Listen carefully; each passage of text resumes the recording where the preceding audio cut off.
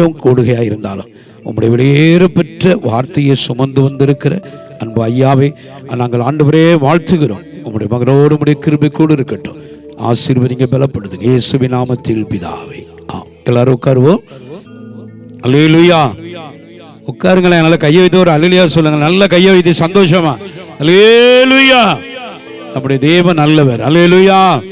திடீரென்று இந்த கூட்டங்கள் ஒழுங்குபடுத்தப்பட்டு இருக்கிறது. ஸ்தோத்திரி ஐயா வருகிறார்கள் என்று சொன்ன பொழுது ஐயா பிஷப் அவர்கள் சொத்துரைக்கிற அநேக ஊழியங்களை செய்கிறார்கள், பெரிய பெரிய ஊழியங்களை.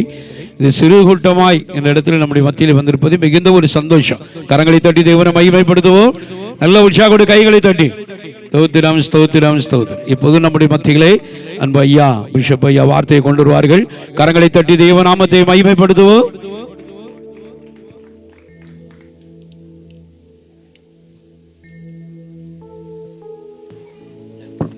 அல்லேலூயா, அல்லேலூயா. திரியேக தேவனுடைய நாமத்திலே உங்களை வாழ்த்தி வரவேற்கிறேன். உங்களோடு கூட சேர்ந்து அவரை துதிக்கவும் ஆராதிக்கவும் தியானிக்கவும் என்னையும் வழிநடத்தி வந்த எம்பெருமான் இயேசுவுக்கு ஸ்தோத்திரம். மத்தேயு எழுதின நற்செய்தி நூல் 11ஆம் அதிகாரம் 28, 29, 30 வசனங்கள். மத்தேயு 11, 28, 29, 30 வசனங்கள். வருத்தப்பட்டு பாரம் சுமக்கிறவர்களே, நீங்கள் எல்லாரும் என்னிடத்தில் வாருங்கள், நான் உங்களுக்கு இளைப்பாறுதல் தருவேன். நான் சாந்தமும் மனத்தாழ்மையுமாயிருக்கிறேன். என் நுகத்தை உங்கள் மேல் ஏற்றுக்கொண்டு என்னிடத்தில் கற்றுக்கொள்ளுங்கள், அப்பொழுது உங்கள் ஆத்துமாக்களுக்கு இளைப்பாறுதல் கிடைக்கும். என் நுகம் மெதுவாயும் என் சுமை லெகுவாயும் இருக்கிறது என்றார். வருத்தப்பட்டு பாரம் சுமக்கிறவர்களே, நீங்கள் எல்லாரும் என்னிடத்தில் வாருங்கள், நான் உங்களுக்கு இளைப்பாறுதல் தருவேன். ஆவிக்குரிய சபையில் போகிற பிள்ளைங்க யாராவது ஒருத்தர் 2 பேர் இருப்பீங்க. எல்லாரும் ஆமேன்னு சொல்லுவீங்க நான் எதிர்பார்த்தேன். ஆனால் ஒருத்தருமே ஆமேன்னு சொல்லாமல் உட்கார்ந்துட்டு இருக்கும்போது ரொம்ப சங்கடமாக இருக்குது. ஒரு விசை இந்த வசனம் நமக்கு எப்போ பலிக்கும் அப்படின்னு சொன்னால், ஆமேன்னு சொன்னால் அப்படியே ஆகும் அப்படின்னு எங்களுக்கு சொல்லி கொடுத்துருக்குறாங்க. வெளிப்படுத்தின விசேஷம் 1ஆம் அதிகாரத்தில் ஆமேனுக்கு அர்த்தம் அப்படியே ஆகும், அப்படியே ஆகட்டும் அப்படின்னு சொல்லி கொடுத்துருக்குறாங்க. ஆமேன் சொன்னாதான் ஆகும். அநேக செய்திகள், அநேக வார்த்தைகள், சபையில் அநேக வாக்குத்தத்தங்கள் எல்லாம் கேட்டிருப்பீங்க. யாரோ ஒரு மனுஷன் பேசுகிறான்னு விட்டுட்டு போயிட்டீங்கன்னா அந்த கொஞ்ச நேரம் உங்களுக்கு மிகப்பெரிய போராக இருக்கும், ரொம்ப பெரிய சோர்வாக இருக்கும், ரொம்ப அசதியாக இருக்கும். ஆனால் கர்த்தர் இலவசமாய் பெற்றதை இலவசமாய் கொடுக்குற இந்த கவுன்சிலிங், ₹1,00,000 கொடுத்தாலும் இந்த கவுன்சிலிங்கை நமக்கு யாரும் செய்ய முடியாது. ஒரு விசை தலைகளை தாழ்த்தி கண்களை மூடி, நீர் பேசும் நாங்கள் கேட்கிறோம், இந்த மனுஷன் எங்களோடு பேச வேண்டாம், உம்முடைய மெல்லிய சத்தத்தை கேட்கும்படி எங்கள் செவியையும் எங்கள் இருதயத்தையும் நாங்கள் திறந்து தருகிறோம்னு சொன்னால் கர்த்தர் பேசுவார். கண்களை மூடவே மாட்டேங்கிறீங்க. மனுஷனை பார்க்குறதா இருந்தால் முகத்தை பாருங்க, தெய்வத்தை பார்க்குறதா இருந்தால் அவருடைய பாதஸ்தானத்தை 1 இன்ச்சாவது தலையை தாழ்த்தி அவரை பாருங்க. இது அவருடைய பாதஸ்தானமாக இருக்கிறது. 2 பேராவது 3 பேராவது என் நாமத்தினாலே எங்கே கூடி இருக்கிறீர்களோ அங்கே அவர்கள் நடுவிலே நான் இருக்கிறேன்னு சொன்னார். அத்தனை பெரிய தெய்வம், அத்தனை பெரிய தெய்வம் இங்கே உங்கள் வலது பக்கத்திலே நிழலாக இருக்கிறார். அவருக்காக நீங்கள் ஒரு விசை தலைகளை தாழ்த்தி, நீர் பேசும். மனுஷன் பேசுகிறது வெறும் வாக்கு, அது தண்ணியில தான் எழுதணும். ஆனால் என் தெய்வம் பேசுனா அதுதான் வாக்கு தத்துவம். கர்த்தாவை பேசும் நாங்கள் கேட்கிறோம். இளைப்பாறுதல் தரும் தேவா, களைத்தோரை தேற்றிடுமே. இளைப்பாறுதல் தரும் தேவா, களைத்தோரை தேற்றிடுமே. சிலுவை நிழல் எந்தன் தஞ்சம், சுகமாய் அங்கு தங்கிடுவேன். சிலுவை நிழல் எந்தன் தஞ்சம், சுகமாய் அங்கு தங்கிடுவேன். திருபாதம் நம்பி வந்தேன், கிருபை நீரை இயேசுவே. தமதன்பை கண்டடைந்தேன் தேவ சமூகத்திலே. தமதன்பை கண்டடைந்தேன் தேவ சமூகத்திலே. எங்கள் கண்மலையும் எங்கள் மீட்பருமாய் இருக்கிற கர்த்தாவே, அடியனுடைய வாயின் வார்த்தைகளும் வந்திருக்கிற உம்முடைய பிள்ளைகள் எங்கள் ஒவ்வொருவருடைய இருதயத்தின் தியானமும் உம்முடைய சமூகத்திலே உமக்கு பிரீதியாயிருப்பதாக. எங்களுக்காகவும் பிறந்து எங்களுக்காகவும் மரித்து எங்களுக்காகவும் உயிர்த்தெழுந்து இன்றும் இந்த திருச்சபையை தம்முடைய சுய இரத்தத்தால் சம்பாதித்த எங்கள் மணவாளனும் மீட்பருமாய் இருக்கிற அருமைநாதர் இயேசு கிறிஸ்துவின் நாமத்தில் ஜெபிக்கிறோம் பிதாவே. ஆமேன், ஆமேன். இன்னும் ஆமேன். நிறைய பேர் இன்னும் வெளியே தான் பார்த்துட்டு இருக்கிறோம். நிறைய பேர் அந்த ஐக்கியத்துக்குள்ளால இன்னும் ஒப்புரவாகவே இல்லை. இந்த சபை கூடி வருகிற இடத்துல நீங்கள் இன்னும் ஒரு மனமாகவே இல்லை. எங்கே ஒரு மனம் உண்டோ அங்கே விடுதலை உண்டு. 2 பேர் 3 பேர் உட்கார்ந்துருக்கிற இடத்துல அவர் இருந்தால் நீங்கள் சத்தியத்தையும் அறிவீர்கள், சத்தியம் உங்களை. ஆனால் ஏன் விடுதலை ஆக்கலைன்னா ஒரு மனமே இல்லை. ஒரு மனப்பட்டு இங்கே உட்காரவே இல்லை. யாரோ கூப்பிட்டாங்க, எங்கேயோ நடக்குது, யாரோ ஊழியக்காரர் கட்டாயப்படுத்தினார் அப்படின்னு வந்து உட்கார்ந்துட்டு இருக்கிறோம். இந்த இடத்துல ஒரு மனம் இருக்கணும். நீங்கள் 2 பேர் 3 பேர் ஒரு மனப்பட்டிருக்கிற இடத்துல அவர் இருக்கிறேன்னு சொல்லியிருக்கிறார். அத்தனை பெரியவர் இருக்கிற இடத்துல நாங்கள்லாம் சாதாரணம். எங்கேயாவது ஒரு 2 பேர் உட்கார மாட்டாங்களா, தேவனை துதிக்க மாட்டோமான்னு சொல்லி நாங்கள் உலகம் முழுசும் போயிட்டு இருக்கிறோம். உங்களுக்கு இந்த இடத்தினுடைய மதிப்பு தெரியாது, இந்த ஐக்கியத்தினுடைய மதிப்பு தெரியாது, இந்த கூடுகையினுடைய மதிப்பு உங்களுக்கு தெரியவே தெரியாது. இந்த வசனம் ஒரு 1000 தடவை வாசிச்சிருப்பாங்க ஒவ்வொரு கிறிஸ்தவர்களும். ஒரு 1000 தடவையாவது வாசித்திருப்பாங்க. ஒரு 100 தடவையாவது இதை வாக்குத்தத்தமாக கேட்டிருப்பாங்க. ஆனால் ஒருத்தருக்கும் இந்த வாழ்க்கையில் இதனுடைய முழுமையான அர்த்தம் தெரியவே இல்லை. சபைக்கு வருகிறது, இங்கே வந்து ஜெபிக்கிறது, திரும்பி அப்படியே அந்த பாரத்தை தூக்கிட்டு போகிறது. ஆனால் வசனம் சொல்லுது, கர்த்தர் மேல் உன் பாரத்தை வைத்து விடு, அவர் உன்னை ஆதரிப்பார். ஆனால் அவரை நம்புறதே இல்லை. என் பிரச்சனை, என் வலி, என் போராட்டம், என் சோர்வு, என் சமாதான குறைவு, அடிதடி சண்டை எல்லாம் நான் தான் பார்க்கணும். எங்கள் அப்பா 10 லட்சம் கடன் வச்சுட்டு போனார், அதை நான் தான் தீக்கணும். இப்படியே ஓடிட்டு இருக்கிறீங்க. நீங்கள் உங்களை உண்டாக்கின தெய்வத்தை நீங்கள் மதிக்கவே இல்லை. இன்றைக்கு மதிக்க ஆரம்பிங்க. உங்களுக்கு இன்னது தேவை என்பதை எப்போ தேவன் அறிந்து வைத்திருக்கிறார்னா, நாவில் சொல் பிறப்பதற்கு முன்னமே உனக்கு இன்னது தேவை என்பதை உன் பரமபிதா அறிந்திருக்கிறார். எப்போ நாவில சொல் இங்க வந்து ஜெபிக்க ஆரம்பித்தீங்களே, இப்போ இல்லை. தாயின் கருவில எலும்புகள் உருவாகும் முன்பே 9 மாசம் முன்னாடி இந்த உலகத்துல வந்து அம்மானு முதல் சொல் நாவிலிருந்து வருகிறதற்கு முன்னாடியே இந்த 40 வயசுல 50 வயசுல 60 வயசுல 70 வயசுல 80 வயசுல உனக்கு இன்னது தேவை என்பதை பரலோகம் அறிந்து வைத்திருக்கு. உங்களுக்கு இன்னைக்கு பிரச்சனை இருக்குதுன்றது அப்படி தெரியுமானா தெரியாது. இந்த பிரச்சனையை நீங்க உருவாக்கின்றது பரலோகத்துக்கு தெரியும். இந்த சேட்டையெல்லாம் இங்க நடக்குன்றது பரலோகத்துக்கு தெரியும். அதுக்கு ஒரு பரிகாரமாய் இயேசு நேற்று மாத்திரமல்ல, இன்றும் என்றும் மாறாதவராய் இருக்கிறார். 2000 வருஷத்திற்கு முன்பதாக இருந்த பாவத்தை மட்டுமல்ல, சாபத்தை மட்டுமல்ல, இந்த நாளிலே உங்கள் வாழ்க்கையிலே காணப்படுகிற பாவத்திற்கும் சாபத்திற்கும் ஒரே பரிகாரம் இயேசு மட்டும்தான். அந்த இயேசு கூப்பிடுகிறார், என் இடத்துக்கு வாங்க, நான் உங்களுக்கு இளைப்பாறுதல் தருவேன். ஆனால் என்ன பெரிய பிரச்சனைனா, இயேசு கூப்பிட்டுமே வரல. ஊழியக்காரர் கூப்பிட்டா, ஆசிர் பாஸ்டர் கூப்பிட்டா வருவாரா? இந்திரா நகர் ஊழியக்காரி கூப்பிட்டா வருவாங்களா? வர மாட்டாங்க. எத்தனை பேருக்கு நான் சொல்கிற அர்த்தம் புரியுது? புரியல. அதனால தான் சங்கடமே. சபையில் ஊழியக்காரங்களுக்கெல்லாம் பெரிய சோர்வு என்னென்னா, பெரிய பெரிய போஸ்டெல்லாம் அடித்து ஒட்டினாலே ஆள் வராது, இவன் ஆள் யாருன்னே தெரியாது, இவனை வச்சு எப்படி இந்த ஜப கூட்டெல்லாம் நடத்துறது நிறைய பேருக்கு சோர்வு. அதனாலே நம்மளை கூப்பிடுறதில்ல. அது ரொம்ப சந்தோஷம். ஆனால் நீங்கள் என்ன பிரச்சனை அப்படின்னா, இயேசு கூப்பிட்டே யாரும் வரல. ஹலோ, இயேசு கூப்பிட்டுமே ஒருத்தரும் வரல. இது எப்படி வசனத்தினால சொல்ல முடியும்னா, இதே வார்த்தையை சொன்ன இயேசுதான் யோவான் 6:44 சொல்றாரு, என்னை அனுப்பின பிதா ஒருவனை என்னிடத்திற்கு இழுத்து கொள்ளாவிட்டால் தானாய் ஒருவனும் என்னிடத்திற்கு வர மாட்டான், வர முடியாதுன்றார். புரிஞ்சுதான் நான் சொல்றது? இயேசு கூப்பிட்டே வரல.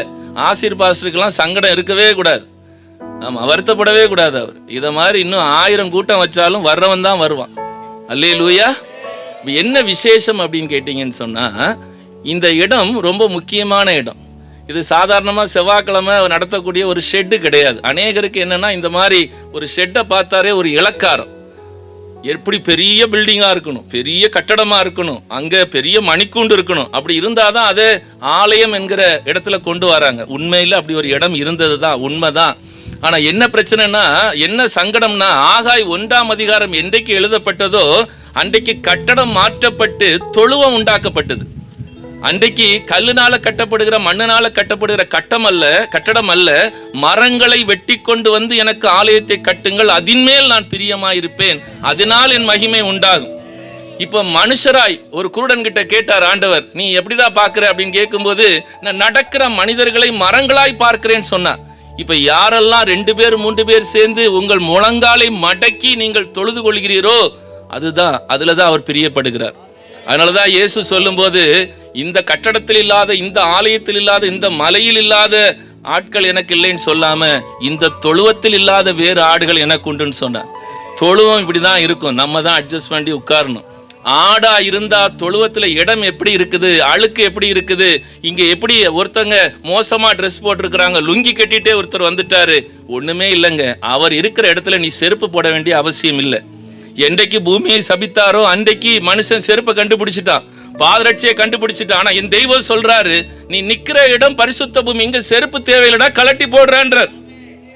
இந்த இடத்துக்கு வருகிறவர்களுக்கு சாபம் இல்லை, இந்த ஆலயத்துக்கு வருகிறவர்களுக்கு சாபம் இல்லை. நாளை தினத்துல எந்த இடத்துல பரிசுத்த ஆராதனைக்காய் நீங்க காத்திருக்கிறீர்களோ அந்த இடத்துக்கு நீங்க போங்க. அந்த இடம் சாபம் இல்லாத இடம். அந்த இடத்துல தான் இயேசு சொல்றார், என் இடத்துக்கு வாங்கன்றார்.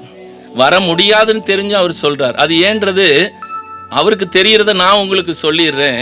ஜீவ விருட்சமாயிருக்கிற இயேசுவை துரத்தப்பட்ட எவனும் கையை நீட்டி பறித்து புசித்து விடக்கூடாது என்று பிதா கங்கணம் கட்டினபடியால் ஜீவ விருட்சத்திற்கு போகிற வழியை காவல் செய்ய ஏதேனுக்கு கிழக்கே கேருபீன்களையும் வீசிக்கொண்டிருக்கிற சுடரொளி பட்டயத்தையும் அவர் காவலுக்கு வைத்திருக்கிறார்.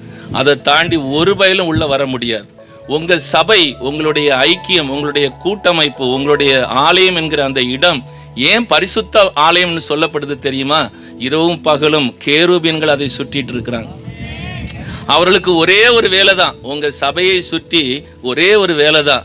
2 சட்டைகளால் கால்களை மூடி, 2 சட்டைகளால் முகத்தை மூடி, 2 சட்டைகளால் பறந்து இருந்தவரும் இருக்கிறவரும் வருகிறவரும் ஆகிய சர்வ வல்லமையுள்ள தேவனாகிய கர்த்தர் பரிசுத்தர் பரிசுத்தர் பரிசுத்தர்.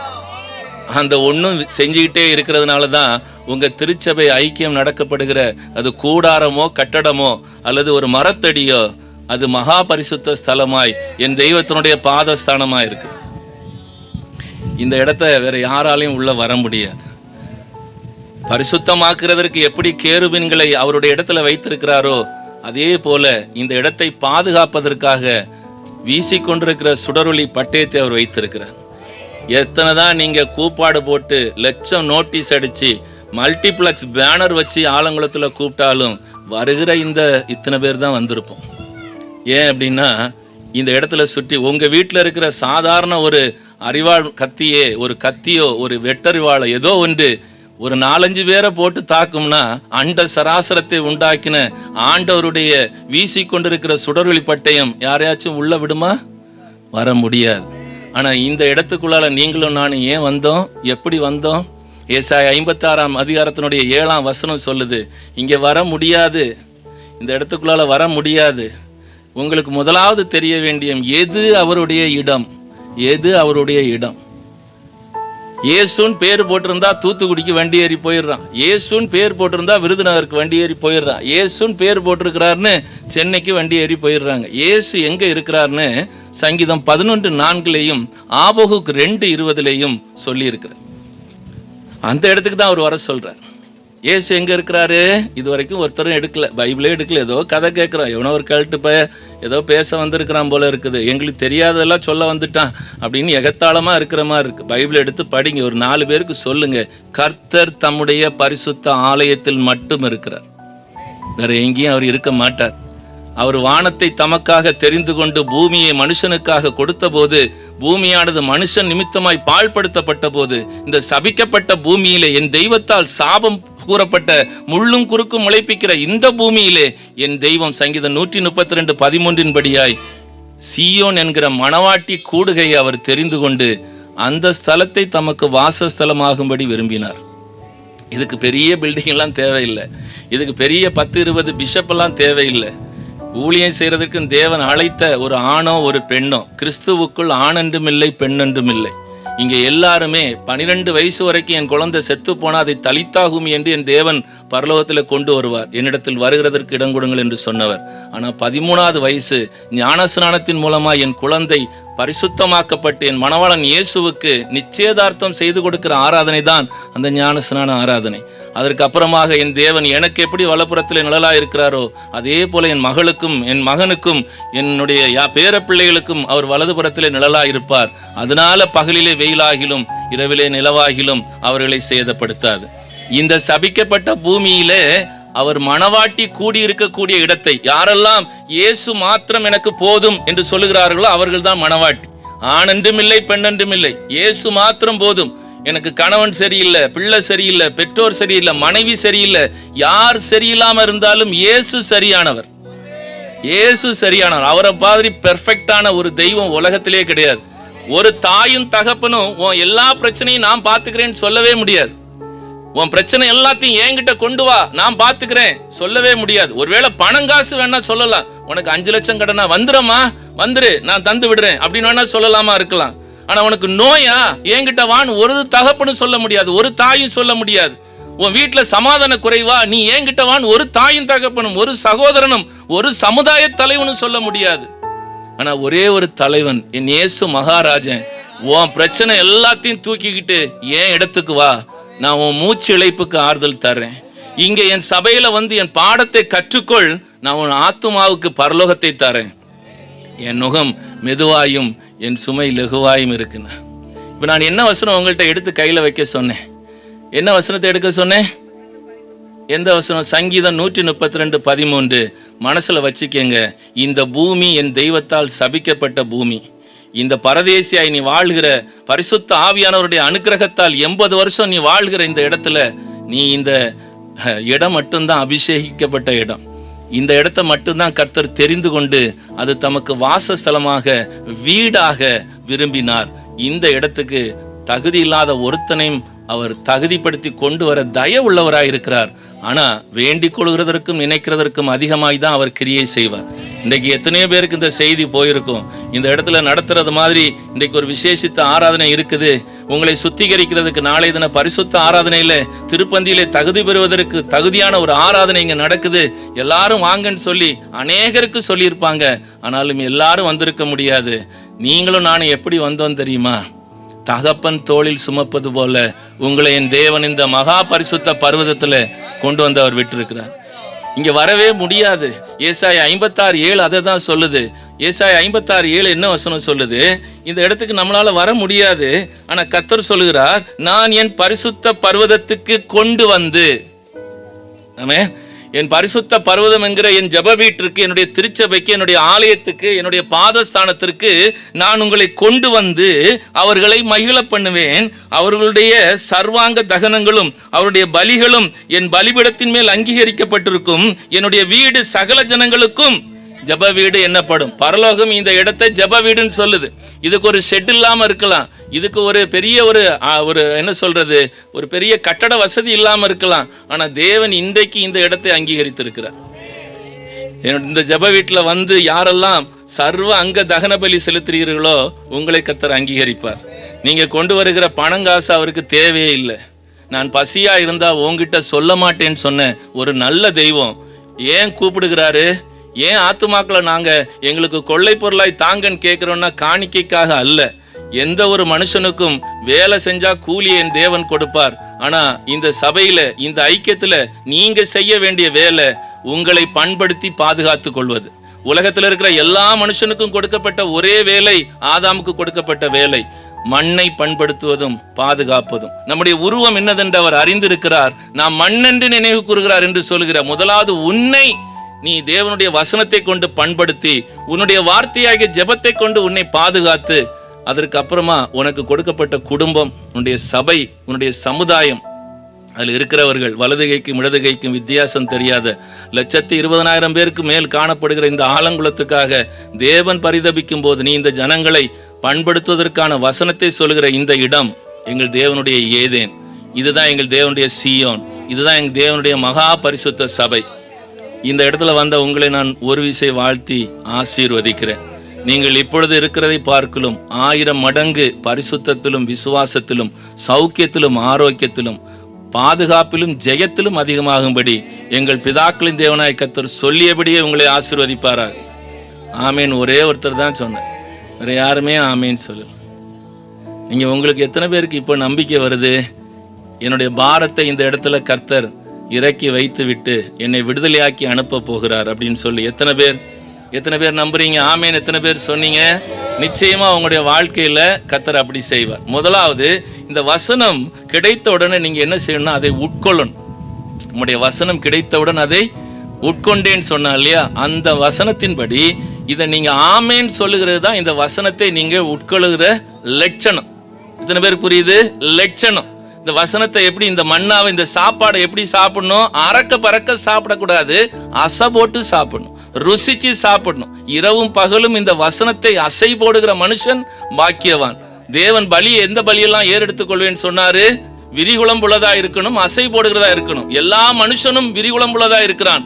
ஆனா தேவன் ஏன் அங்கீகரிக்கலன்னா அவன் அசை போடுறதே இல்லை, வசனத்தை ருசிக்கிறதே இல்லை, கேட்கிறவனா போயிடறானே தவிர அதற்கு அப்புறமா அவன் திரும்பி அதை தியானிக்கிறதே இல்லை. தியானம் தான் அசை போடுதல் என்று நான் சொல்லிட்டு இருக்கிறேன். இந்த அசை போடுகிற எல்லாரையும் தேவன் சுகந்த வாசனையாய் இந்த ஜெப வீட்டில் மகிழ பண்ணுவார். சுகந்த வாசனையாய் உங்களை அவர் முகர்ந்து பார்ப்பார். இந்த வார்த்தைக்கு தான் ஆமேன்னு சொல்லும். நம்ம நிறைய அல்லேலியா சொல்லிட்டோம், நம்மளை எல்லாருமே அல்லேலியா கோஷ்டின்னு தான் சொல்றான். இனியாவது கொஞ்ச காலம் ஆமேன் கோஷ்டின்னு சொல்லட்டும். ஆமேன்னு சொன்னா அப்படியே ஆகும். ஆமே ஆமே ஆமே.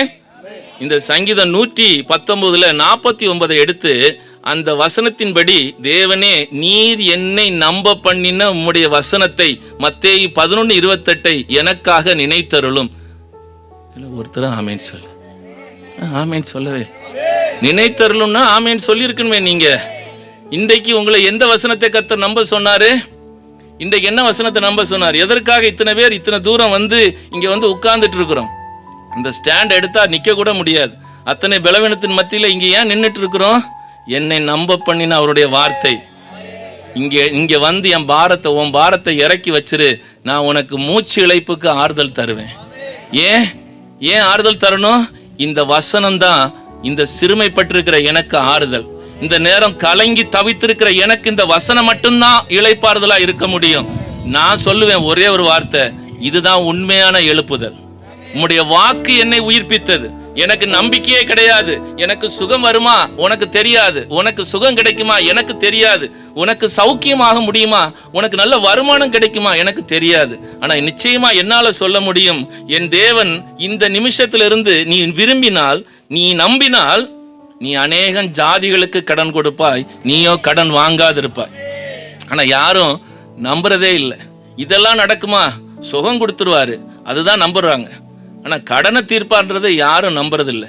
ஆனா ஏன் நம்புறதில்லைன்னா வசனம் தெரியறதில்லை. வெள்ளியும் என்னுடையது, பொன்னும் என்னுடையது என்று சொன்ன தேவன் இளைய குமாரனை போல இந்த வீட்டுக்கு வந்து போகாம இந்த வீட்டில் நிலைத்திருக்கிற மூத்த பிள்ளைக்கு என் தகப்பன் சொல்றாரு, என்னுடையதெல்லாம் உன்னுடையதா இருக்குதுன்னு சொல்றாரு. இந்த வீட்டில், ஜப வீட்டில் தரித்திருக்கக்கூடிய அவர்கள் தான் மணவாட்டி. ஆமா, நீங்க ஆனா உங்களுடைய மனசுல என்ன ஒரு அபிப்பிராயம் இருக்குதுன்னு சொன்னா, நான் ஒரு பாவி, நான் ஒரு மண்ணு, நான் ஒரு புழு. யாராவது ஒருத்தர் ஜபத்துல இப்படி சொல்லலன்னு சொல்லுங்க பாப்ப, நெஞ்ச தொட்டு சொல்லுங்க, நான் ஒரு நாள் கூட இந்த ஜபத்துல இப்படி சொன்னதே இல்லையான்னு சொல்லி.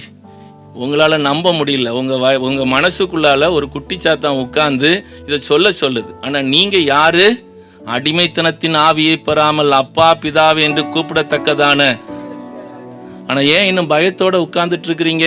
நான் செஞ்சது தப்பாயிடுமோ, அதுல ஏமாத்திட்டனோ, இதுல பொய் சொல்லிட்டனோ, இதுல விளங்காம போயிருவேனோ அப்படின்னு சொல்லி. நிச்சயமா நீங்க பாவி இல்லைன்றத முதல்ல நான் சொல்லி கொடுத்தா உங்க பாரம் என்னன்றது உங்களுக்கு புரிஞ்சிடும். பாவின்றது யார் தெரியுமா? பாவின்றது யார் தெரியுமா?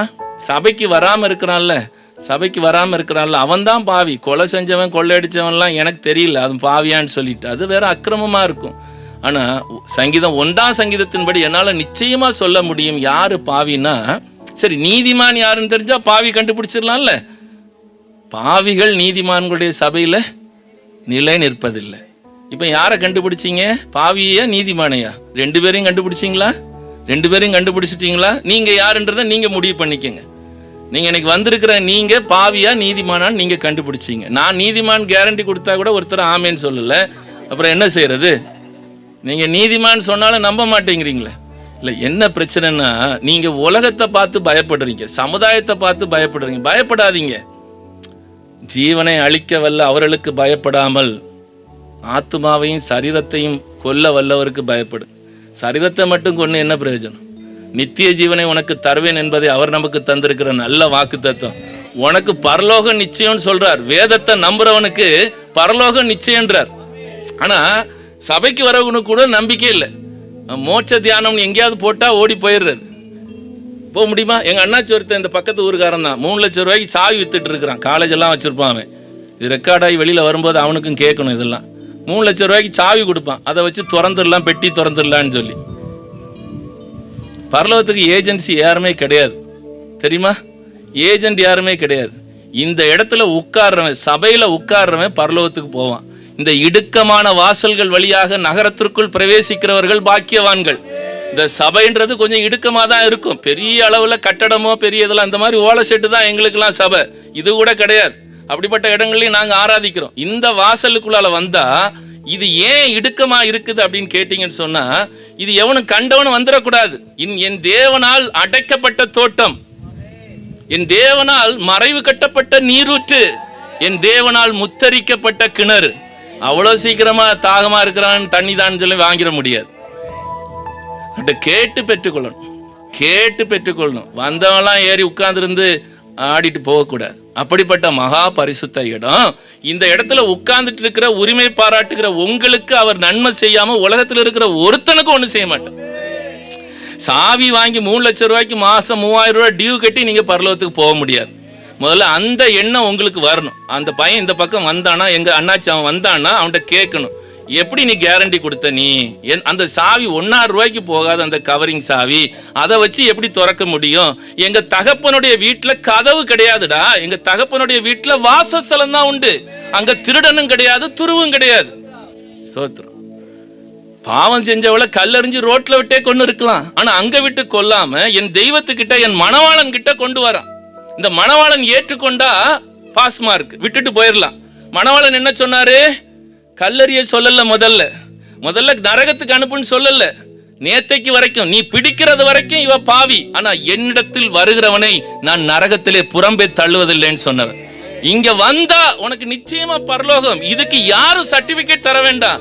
கர்த்தர் உனக்கு அங்கீகாரம் தந்திருக்கிறார். இந்த வேதம் உனக்கு அங்கீகாரம் தந்திருக்குது. இதை விட வேற என்ன வேணும் உனக்கு? மோட்சத்தை தேடி எத்தனை தூரம், எத்தனை மணிக்கணக்கா, எத்தனை மைல் கணக்கா முழங்கால் போட்டு மண் சோறு சாப்பிட்டு என்னென்ன தேவையில்லாத காரியங்களை செய்கிற நீ பரலோகம் போகிறதற்கு நீ ஒன்னும் செய்ய வேண்டாம். கர்த்தர் உனக்காக யாவையும் செய்து முடிப்பார். அவர் செஞ்சு முடிச்ச இந்த இடத்துல தான் உட்கார்ந்துட்டு இருக்கிற. அவர் சுயரத்தத்தால் சம்பாதித்த சபை என்கிற ஐக்கியத்துல நீ உட்கார்ந்துட்டு இருக்கிறீன்னா ஒரு சேதமும் அணுகாது, ஒரு சேதம் அணுகாது. இந்த இடத்தை அவர் சுற்றி வேலி அடைத்திருக்கிறார். இந்த சபையில இருக்கக்கூடிய அத்தனை பேருடையும் வசனத்துல சொன்னா, ஏசாயா 27 அதிகாரம் 2-3 வசனத்துல, இது அவருடைய திராட்சை தோட்டம். இஸ்ரவேல் சபை அவருடைய திராட்சை தோட்டம். நீ இஸ்ரவேலா மாற்றப்பட்டிருக்கிற. முதல்ல உனக்கு தெரியணும், நீ ஆராதிக்கிற தேவன் இஸ்ரவேலின் தேவன் தான். ஆனா இந்த தேவன் என்றென்றைக்கும் உள்ள சதா காலங்களிலும் உன்னுடைய தேவன், மரண பரியந்தம் உன்னையும் நடத்துவார். அப்படி நம்புகிற நீ நினைக்கணும், என் சபை ஒரு திராட்சை தோட்டம். இந்த திராட்சை தோட்டத்திற்கு அடிக்கடி அவர் தண்ணீர் பாய்ச்சி இரவும் பகலும் ஒருவரும் சேதப்படுத்தாதபடி காத்துக்கொள்வார். மொத்தமா தரமாட்டார். தண்ணுனா திராட்சை செடி அழுகிறோம். மொத்தமா 10 லட்சம் ரூபாய் கடனை தீத்தாச்சுன்னா அவன் அடுத்த பக்கம் வரமாட்டான், சபைக்கு வரமாட்டான், வரமாட்டான். நான் எழுதி தரேன். அடிக்கடி தண்ணீர் பாய்ச்சுவார். உனக்கு எப்போ பணம் தேவையோ அவர் தருவார். நீ கேட்க வேண்டாம். நாவில் சொல் பிறக்கிறதுக்கு முன்னாடி அவருக்கு பிள்ளைக்கு என்ன தேவைன்னு அவருக்கு தெரியும். அவர் தருவார். அடிக்கடி சுகம் தருவார், அடிக்கடி உதவி தருவார், அடிக்கடி மனித உறவுகளை தருவார். எப்பவும் தரமாட்டார், மொத்தமா தரமாட்டார். எங்களுக்கு 4 லட்சம் கடன் தந்துட்டாருன்னா நாங்க அவருக்கு பாதப்படியிலே இருப்போம். நீ பாதப்படியில இல்லை, வேற எங்க இருப்பேன்னு எங்களுக்கு தெரியும். தரமாட்டார், மொத்தமா தரமாட்டார். அழுகி போயிடும், வேறு அழிகிறோம். நிறைய தண்ணி ஊத்துனா வேறு அழிகிறோம். கொஞ்சம் கொஞ்சமா தருவார். இல்ல திராணிக்கு மேலால எதையும் தரமாட்டார்.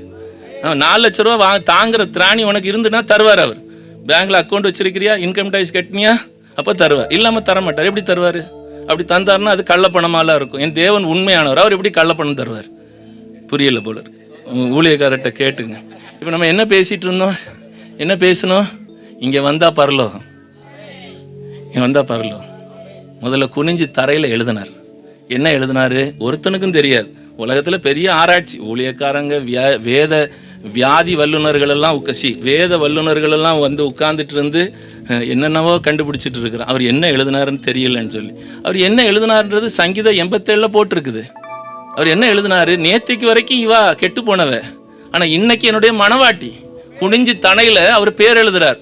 வலது கரத்தால் சம்பாதித்த சபையில எந்த விரல்னால் கட்டளைகளை எழுதி கொடுத்தாரோ அந்த தேவன் அவருடைய திருச்சபையில வந்த ஒருத்தியை, அசிங்கமான ஒருத்தையை, அலங்கோலமான ஒருத்தியை அலங்காரம் பண்ணுகிற மனவாட்டின்னு அவர் சொல்றார்.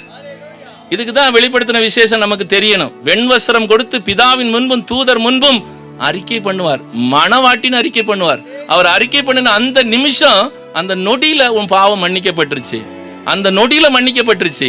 அவர் குனிந்து தரையில இது என்னுடைய மனவாட்டின்னு எழுதினார். 5ஆம் வசனம் சொல்லுது சங்கீதம் 87, இந்த சீயோனை குறித்து இன்னான் இன்னான் இதிலே பிறந்தான் என்று பரலோகத்துல சொல்லப்படும். நிறைய பேர் பைபிளே கொண்டு வரல. எல்லாம் ஊழியக்காரருக்கு சொந்தக்கார ஆட்கள் போல இருக்கும் போல. பைபிளே கொண்டு வரல, பைபிள் எடுத்து படிக்கல. சங்கீதம் 87 ஒரு 100 தடவை வாசிச்சிருப்போம். ஆனால் இந்த வசனத்துக்கு அர்த்தம் தெரிஞ்சா யாரும் 3 லட்சத்துக்கு சாய் வாங்கியிருக்க மாட்டோம். அதான் பிரச்சனை. உங்க ஊர்ல சொல்றது ஆலங்குளம், பின்கோடு நம்பரு, உங்க தெரு பேரு எல்லாம் போட்டு 87 5ல் தான் இருக்கும். அது எங்கேயும் மாறாது இல்லையோ? அதானே இருக்குமே, கண்டிப்பா கண்டிப்பா அது அங்கேயே தான் இருக்கும். எங்க பைபிள் அங்கே தான் இருக்கு. அப்போ என்ன சொல்றாரு? இன்னான் இன்னான் இதிலே பிறந்தான் என்று. இங்க pincode number, post office number, தெரு பேரு, குடும்ப பேரு, டோர் நம்பர் இதெல்லாம் இந்த ஆலங்குளத்துக்கு தேவை. ஆண்டவருடைய இல்லத்துக்கு அது தேவை கிடையாது. ஆண்டவருடைய இல்லத்துக்கு எங்கே பாவத்துக்கு செத்து நீதிக்கு பிழைக்கும்படி நான் முழுகி ஞானஸ்நானத்தின் மூலமாய் கரையேறி வந்தபோது வானம் திறக்கப்பட்டு தேவ ஆவியானவர் புறாவை போல இறங்கி என்னை ஒரு ஆவிக்குரிய சபையிலே அனுமதித்தாரோ, தங்க உறவு கொள்ள அனுமதித்தாரோ, அந்த இடம்தான் எனக்கு பரலோகத்தில் பேர் எழுதப்படுகிற விலாசம். உன் பேரை போட்டு கேர் ஆஃப், உங்க அப்பா பேரெல்லாம் போட வேண்டாம், உன் பேரை போட்டு கேர் ஆஃப் உன் சர்ச்சு. நான் சொன்னா நீ நம்ப மாட்டேன். ஆனால் ஒரு 10 வருஷத்துக்குள்ளால கண்டுபிடிச்சிடும் நீ எப்படியும். ஆனால் இன்னைக்கு கண்டுபிடிச்சுன்னா எங்களுக்கு சம்பளம் தருவார். வேலை செஞ்சால் கூலி தரணும் இல்லை. இப்போ இன்னைக்கு நீ ஆமேன்னு சொல்லி, ஆமாங்க இது வரைக்கும் தெரியாமல் இருந்தது, எவனோ ஒரு கிழமை வந்து சொன்னான், சரியாக தான் இருக்குது அப்படின்னு இன்னைக்கு ராத்திரிக்குள்ளால சொல்லிட்டேன்னா எங்களுக்கு சம்பளம் கிடைக்கும். நிறைய தேவை. நாளைக்கெல்லாம் சபை பிரதிஷ்டெல்லாம் இருக்குது, நிறைய தேவை உண்டு. நீ ஜெபிச்சா போதும். நீ தரக்கூடியெல்லாம் வச்சு ஒன்றும் செய்ய முடியாது. நீ தரமாட்ட, அது வேற. அப்புறம் பேசணும் உனக்கிட்ட நிறைய. ஒரே ஒரு விஷயம் உனக்கு சொல்லிடுறேன். யார் சொன்னாலும் நம்பாத, யாருக்கும் பணம் அனுப்பாத. முதல்ல நீ குணப்பட்ட பின்பு உன் சகோதரரை சிறப்படுத்து. உன் சபையில் எத்தனை தேவை இருக்கு, உன் சபை ஏன் இன்னைக்கு இப்படி இருக்குது, நீ ஒரு நாள் யோசிச்சு பார்த்தியா? உனக்கு மற்றவன் கோட்டு சூட்டு போட்டுட்டு நல்ல வெள்ளையும் சொல்லையுமா எவனாச்சும் வந்து நின்னான்னா அவனை நம்பி போய் கொடுத்துட்ற. ஆனால் என் வீடு பாழாய் கிடக்கும்போது அவனவன் தன் வீட்டிற்கு ஓடி போகிறீர்களேன்னு கர்த்தர் எவ்வளோ மனஸ்தாபப்படுவா. அவர் உனக்கு ஒரு நல்ல சபை கொடுத்துருக்கிறார். எங்கே முழுகி ஞானஸ்நானம் பெற்று கரையேறி வந்தாயோ அங்கிருந்து ஆவியானவர் உனக்கு தேற்றவளனாய் உன்னுடைய காரியஸ்தனாய் இவன் கூடவே இருக்கிறார். நீ அவரை எடுத்து தூக்கி பாக்கெட் சோப்புக்குள்ளால போட்டு நீ பாட்டுக்கு நடந்து போயிட்டு இருக்கிற. ஒவ்வொரு நாளும் நீ ஆலோசனை கேட்டிருந்தீங்கன்னா அவர் சொல்லியிருப்பார். போதித்து நடக்க வேண்டிய வழியை காட்டியிருப்பார். கண்ணை வச்சு ஆலோசனை சொல்லியிருப்பார். கடன் வாங்க போறதுக்கு முன்னாடி உலகத்தில் இருப்பவனில் எனக்குள் இருக்கிற பெரியவராக இருக்கிற ஆவியானவரே, கடன் வாங்க போறேன், கொடுத்தா கொடும், இல்லை நான் இங்கே உட்கார்ந்துட்டு இருந்து கடனை தீக்க வழி செஞ்சா நல்லா இருக்கும் சொன்னா தந்திருப்பாரா மாட்டாரா? விருப்பத்தையும் செய்கையும் உனக்குள் உண்டாக்குறவர் தந்திருப்பாரா மாட்டாரா? ஆனால் கேட்கல. ஆமாம், கேட்குறதெல்லாம் எப்படிப்பட்டதா இருக்கு? எங்கள் அண்ணாச்சிக்கு 4 வீடு கொடுத்துருக்க, எனக்கு 4 வீடு ஏன் தரல? தரமாட்டார். 4 செங்கல் கூட தரமாட்டார். எங்கள் அக்காவுக்கு 4 கார் கொடுத்துருக்க, எனக்கு 4 கார் 4 டயர் கூட தரமாட்டார். அப்போ நீ விரும்புகிறபடி ஆக கடவுன்னு சொன்னாரு. ஆமாம், வேதத்தில் எழுதி கொடுத்துருக்கிறாருல, அதில் விரும்பு. அதை விட்டுட்டு எல்லாத்தையும் விரும்புறீங்கன்னா அதுக்கு பேர் இச்சை. கற்பந்தரித்து பாவத்தை பிறப்பிக்கும். நீ இதை விரும்பு, உன் வேதத்தை விரும்பு, அதை ருசி, அதில் இருக்கிறத கேளு. இது உனக்காக உங்கள் அப்பா எழுதி கொடுத்த உயில். இந்த உயிலை வாங்காம கண்டவனுக்கிட்ட இருக்கிறத எடுக்கிறதுக்கு நீ ஏன் போற? எத்தனை பேர் கோபமா இருக்கிறீங்க? அல்லையா சொல்லுங்க. 2-3 ஆத்துமா கோபமா இருக்கு. ஆமாம், அப்படி இருக்காதீங்க. ஆண்டவர்கிட்ட கேளுங்க, ஆண்டவரே இந்த நாளில் நாங்கள் இங்கே இருந்தால் பரலோகம் வந்து சேரும். இந்த நிச்சயம் இருக்கிறவங்கள பார்த்து தான் ஆண்டவர் சொல்கிறாரு, என்கிட்ட பாரத்தை இறக்குவேன், என் இடத்துக்கு வந்தால் நான் உனக்கு இளைப்பாறுதல் தருவேன். அவருடைய சபை, அவருடைய ஆலயம், அதுதான் அவருடைய இடம். அந்த இடத்துக்கு வந்தால் இளைப்பாறுதல் தருவார். ஏன்னா அவருக்கு நல்லா தெரியும், இது உங்கள் குடும்ப சாபம் அல்ல, இது உங்கள் தலைமுறை சாபம் அல்ல, இது உங்கள் தாத்தாவுக்கு தாத்தா செஞ்ச துரோகம் அல்ல, இது 6000 வருஷத்து சாபம். இந்த சாபம் எங்க தொடங்குச்சு? என்றைக்கு மனுஷன் தேவனை ஏமாற்றினானோ, அவருடைய நம்பிக்கைக்கு விரோதமாய் நடந்தானோ, அன்றைக்கு கொடுக்கப்பட்ட சாபம் அது. வலியோடு நீ பிள்ளை பெறுவாய், முகத்தின் வேர்வையால் அப்பம் புசிப்பாய், பூமியானது உன் நிமித்தம் முள்ளையும் குறுக்கையும். 6000 வருஷத்து சாபம். உனக்கு நம்பிக்கை இருந்தா நீ போகிற உன் தேவனுடைய திருச்சபையில மட்டும் உட்கார்ந்துட்டு நீ வலியோடு பிள்ளை பெற வேண்டிய அவசியமே இல்லை. பிள்ளை பெறாத மலடியை கழிகூர்ந்து பாடுன்னு சொல்லி சங்கீதம் 17:14 படி அவருடைய திரவியத்தால் உன் வயிற்றை நிரப்புவார். 18 வருஷம் குழந்தை இல்லாதவனை, 20 வருஷம் குழந்தை இல்லாதவங்களை நீ வீட்டுக்கு கூட்டு வா, தேவனுடைய வீட்டுக்கு கொண்டு வா. அந்த வீட்டில் வந்து அவர்களை அவர் மகிழ பண்ணுவார். இரட்டை குழந்தைகளை தருவது அவருக்கு லேசான காரியம். 20 வருஷம் ஆச்சு, குழந்தை இல்லை, அவரால் முடியும். சாராளுக்கு குழந்தை கொடுத்தது ஆபிரகாம் அல்ல, அன்னாளுக்கு குழந்தை கொடுத்தது எல்கானா அல்ல, மரியாளுக்கு குழந்தையை கொடுத்த அதே பரிசுத்த ஆவியானவர். பரிசுத்த ஆவி உன்னிடத்தில் வரும்போது உன்னிடத்தில் பிறக்கிறது பரிசுத்தம் உள்ளது. பரலோகம் சொல்லும் உன் பிள்ளை பரிசுத்தம் உள்ள பிள்ளைன்னு சொல்லி. குழந்தையை கொடுக்கிற சங்கீதம் 17:14 உன்னுடைய வயிற்றை அவருடைய திரவியத்தால், அவருடைய ஐஸ்வர்யத்தால், அவருடைய பரிசுத்த ஆவியால் அவர் நிரப்புவார். அவர்கள் பிள்ளை பேரினால். வசனம் ஒருத்தருமே வாசிக்க மாட்டேங்கிறீங்க. எத்தனை வசனம் தான் மனப்பாடம் பண்ணி சொல்றது? நீங்களாவது ஒரு வசனம் எடுத்து தந்தீங்கன்னா நல்லா இருக்கும். 17:14 இல்லை போல இருக்கு. ஆனால் சங்கீதம் 17:14 2வது பகுதி சொல்லுது, அம்மாடி அம்மாடி ஏ குட்டிமா, அடி பிள்ளைய அடிக்கக்கூடாது, பிள்ளைய அடிக்கக்கூடாது, விளையாடினாதான் அது பிள்ளை, இல்லைன்னா அது பொம்மை, பிள்ளைய விடு, கர்த்தர் பார்த்துக்கொள்வார். அல்லம்மா அதனுடைய 2வது பகுதி அவர்கள் வயிற்றை உம்முடைய திரவியத்தால் நிரப்புகிறீர், அவர்கள் புத்திர பாக்கியத்தால் திருப்தி அடைந்து தங்களுக்கு மீதியான பொருளை தங்கள் குழந்தைகளுக்கு வைத்து போகிறார்கள். டெஸ்ட் பேபி எல்லாம் வேணாம். செத்து போனா 10 லட்சம் ரூபாய் கடன் வச்சுட்டு சாவணும். உன் சொத்தை மிச்சம் வச்சுட்டு போகணும்னா ஒன்னே ஒன்று, ஏற்ற காலத்திலே தேவன் உன்னை மலடன் இல்லை மலடி இல்லை என்று சொல்லி உயர்த்தும் வரைக்கும் அவருடைய வலதுகரம் சம்பாதித்த பலத்த கைக்குள் சபைக்குள் அடங்கி இரு. ஒரு நல்ல நாள் உண்டு, அந்த நாளில் அவர் உன்னை உயர்த்துவார். இந்த சபைக்குள்ளால் அடங்கி இருந்தால் அவனை உயர்த்துவார். நம்மளால் உட்கார முடியாத ஒன்னே ஒன்று தான் இந்த சபையில் உட்கார்றது தான். தியேட்டரில், இந்திய தொலைக்காட்சிகள் முதன் முறையாக, அதெல்லாம் டிவிக்கு முன்னாடி எத்தனை மணி நேரம் வேணாலும் உட்கார முடியும். ஆனால் தேவனுடைய இடத்துல வந்து 2 மணி நேரம் உட்கார்றதுக்கு முன்னாடியே 20 இடம் வாட்சை பார்த்துட்டு எப்போ முடிப்பாங்க அப்படின்னு உட்கார்ந்துட்டு இருக்கிற. அப்படி இருக்காது. இந்த இடம் அவர் ஓய்ந்து பூரித்திருந்த இடம். இந்த இடத்துல உன்னை மகிழ பண்ணும்படி தேவன் ஒரு இடத்தை ஏற்படுத்தி இருக்கிறார். எத்தனை கோடி கொடுத்து நீ எந்த இடத்துல போனாலும் தரக்கூடாத ஒரு தெய்வீக சமாதானத்தை அவர் சொல்லி இருக்கிறார். ஆகாய் 1:2 முந்தின ஆலயத்தின் மகிமையை பார்க்கலாம், பிந்தின ஆதாம் கட்டின சம்பாதித்த திருச்சபையின் மகிமை பெரிதாயிருக்கும், இவ்விடத்திலே நான் சமாதானத்தை கட்டளையிடுவேன் சொன்னார். அப்படி சொன்னவர் தான் புதிய ஏற்பாட்டில் என்னுடைய சமாதானத்தை வைத்து போகிறேன் உங்களுக்குன்னு சொன்னார். அவர் எங்கேயும் ரோட்ல குப்பை தொட்டிலேயோ அண்ணாச்சிக்கு ஜபக்கூடாரத்திலே வச்சுட்டு போகல, தம்முடைய பரிசுத்த ஆலயத்தில் அவர் வைத்திருக்கிறார். இங்க வந்தா உனக்கு அவருடைய தெய்வீக சமாதானம் கிடைக்கும். நீ எத்தனை கோடி செலவு பண்ணாலும் சமாதானத்தை மட்டும் வாங்கவே முடியாது, அது அவர் தருவார்.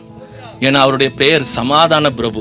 அவர் கூப்பிடுகிறார், உன் சமாதான குறைவை தூக்கிக்கிட்டு என்கிட்ட வா, உன் கடனை தூக்கிக்கிட்டு என்கிட்ட வா, உன் நோயை தூக்கிக்கிட்டு என்கிட்ட வா. நாங்க ஆஸ்பத்திரிக்கெல்லாம் வரக்கூடாது, அவர் ஆஸ்பத்திரிக்கெல்லாம் வரமாட்டார். நீ குஷ்டரோகமா, நீ கேன்சரா, இங்கே வா, இங்கே உனக்கு சுகம். இங்க விடுதலை கிடைக்காத ஒருத்தனும் வெளியில விடுதலை வாங்க முடியாது. நல்லா புரிஞ்சுக்கங்க.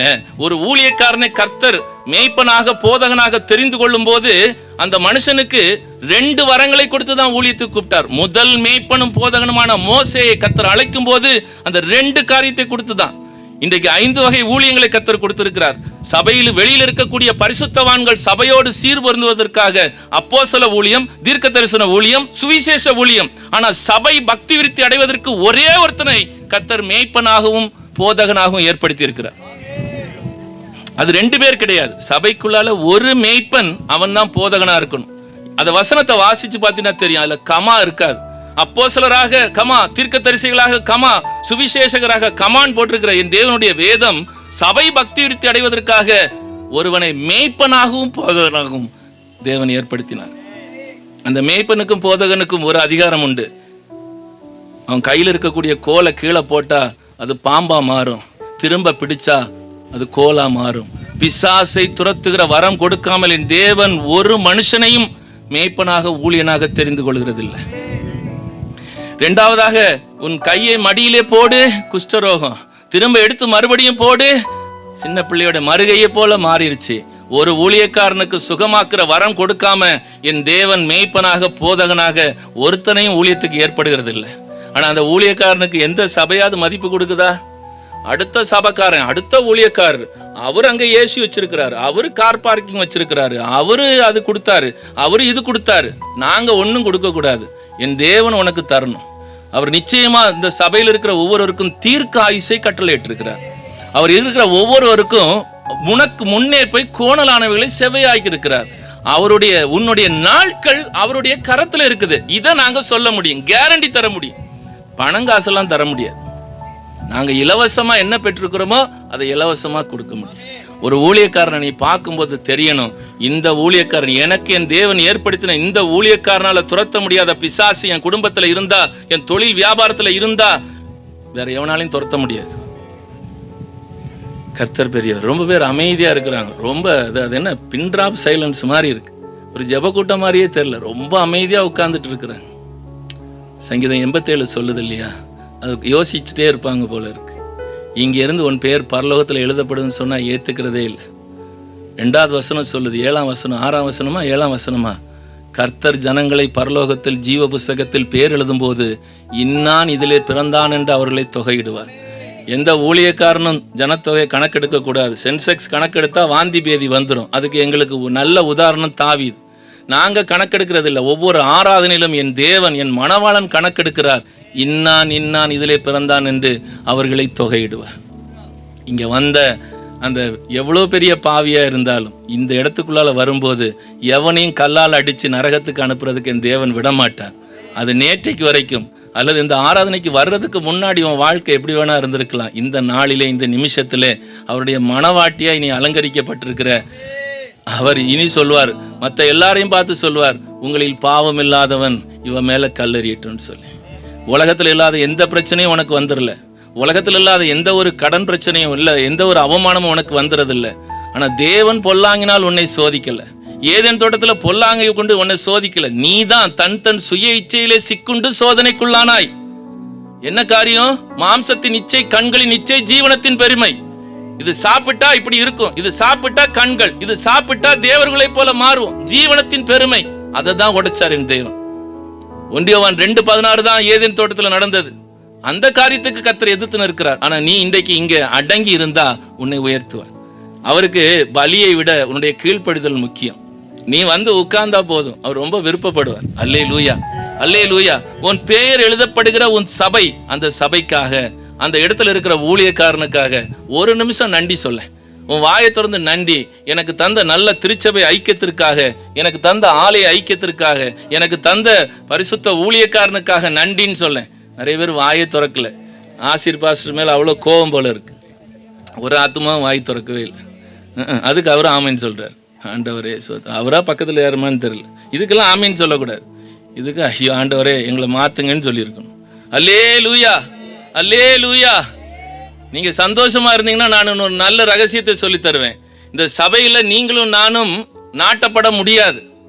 கர்த்தருடைய ஆலயத்திலே தேவனால் நாட்டப்பட்டவர்கள் முதிர் வயதிலும் கனி தந்து புஷ்டியும் செழுமையுமாய் இருப்பார்கள், பசுமையும் புஷ்டியுமாய் இருப்பார்கள். நம்மளால ஒரு சபையில வந்து நடிச்சுக்கிட்டு ரொம்ப நாளெல்லாம் உட்கார முடியாது.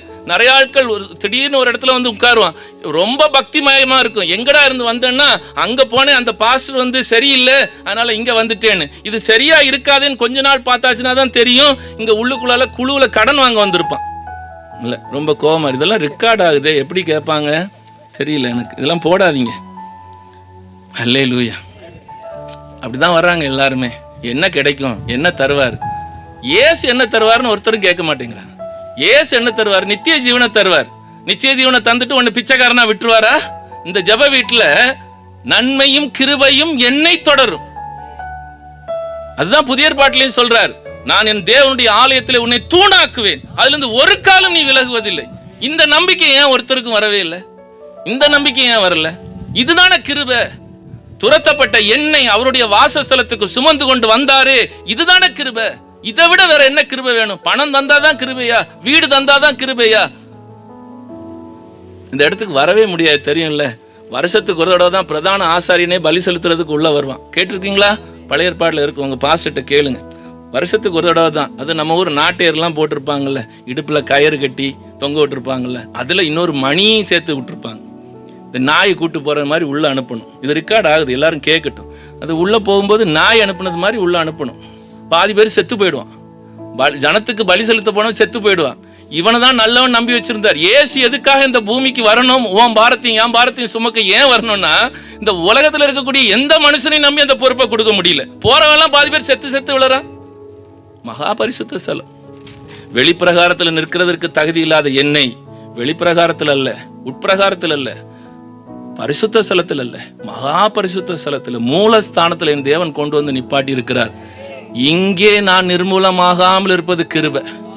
இங்கே நான் செத்துறக்கூடாது, அதுதான் கிருபை.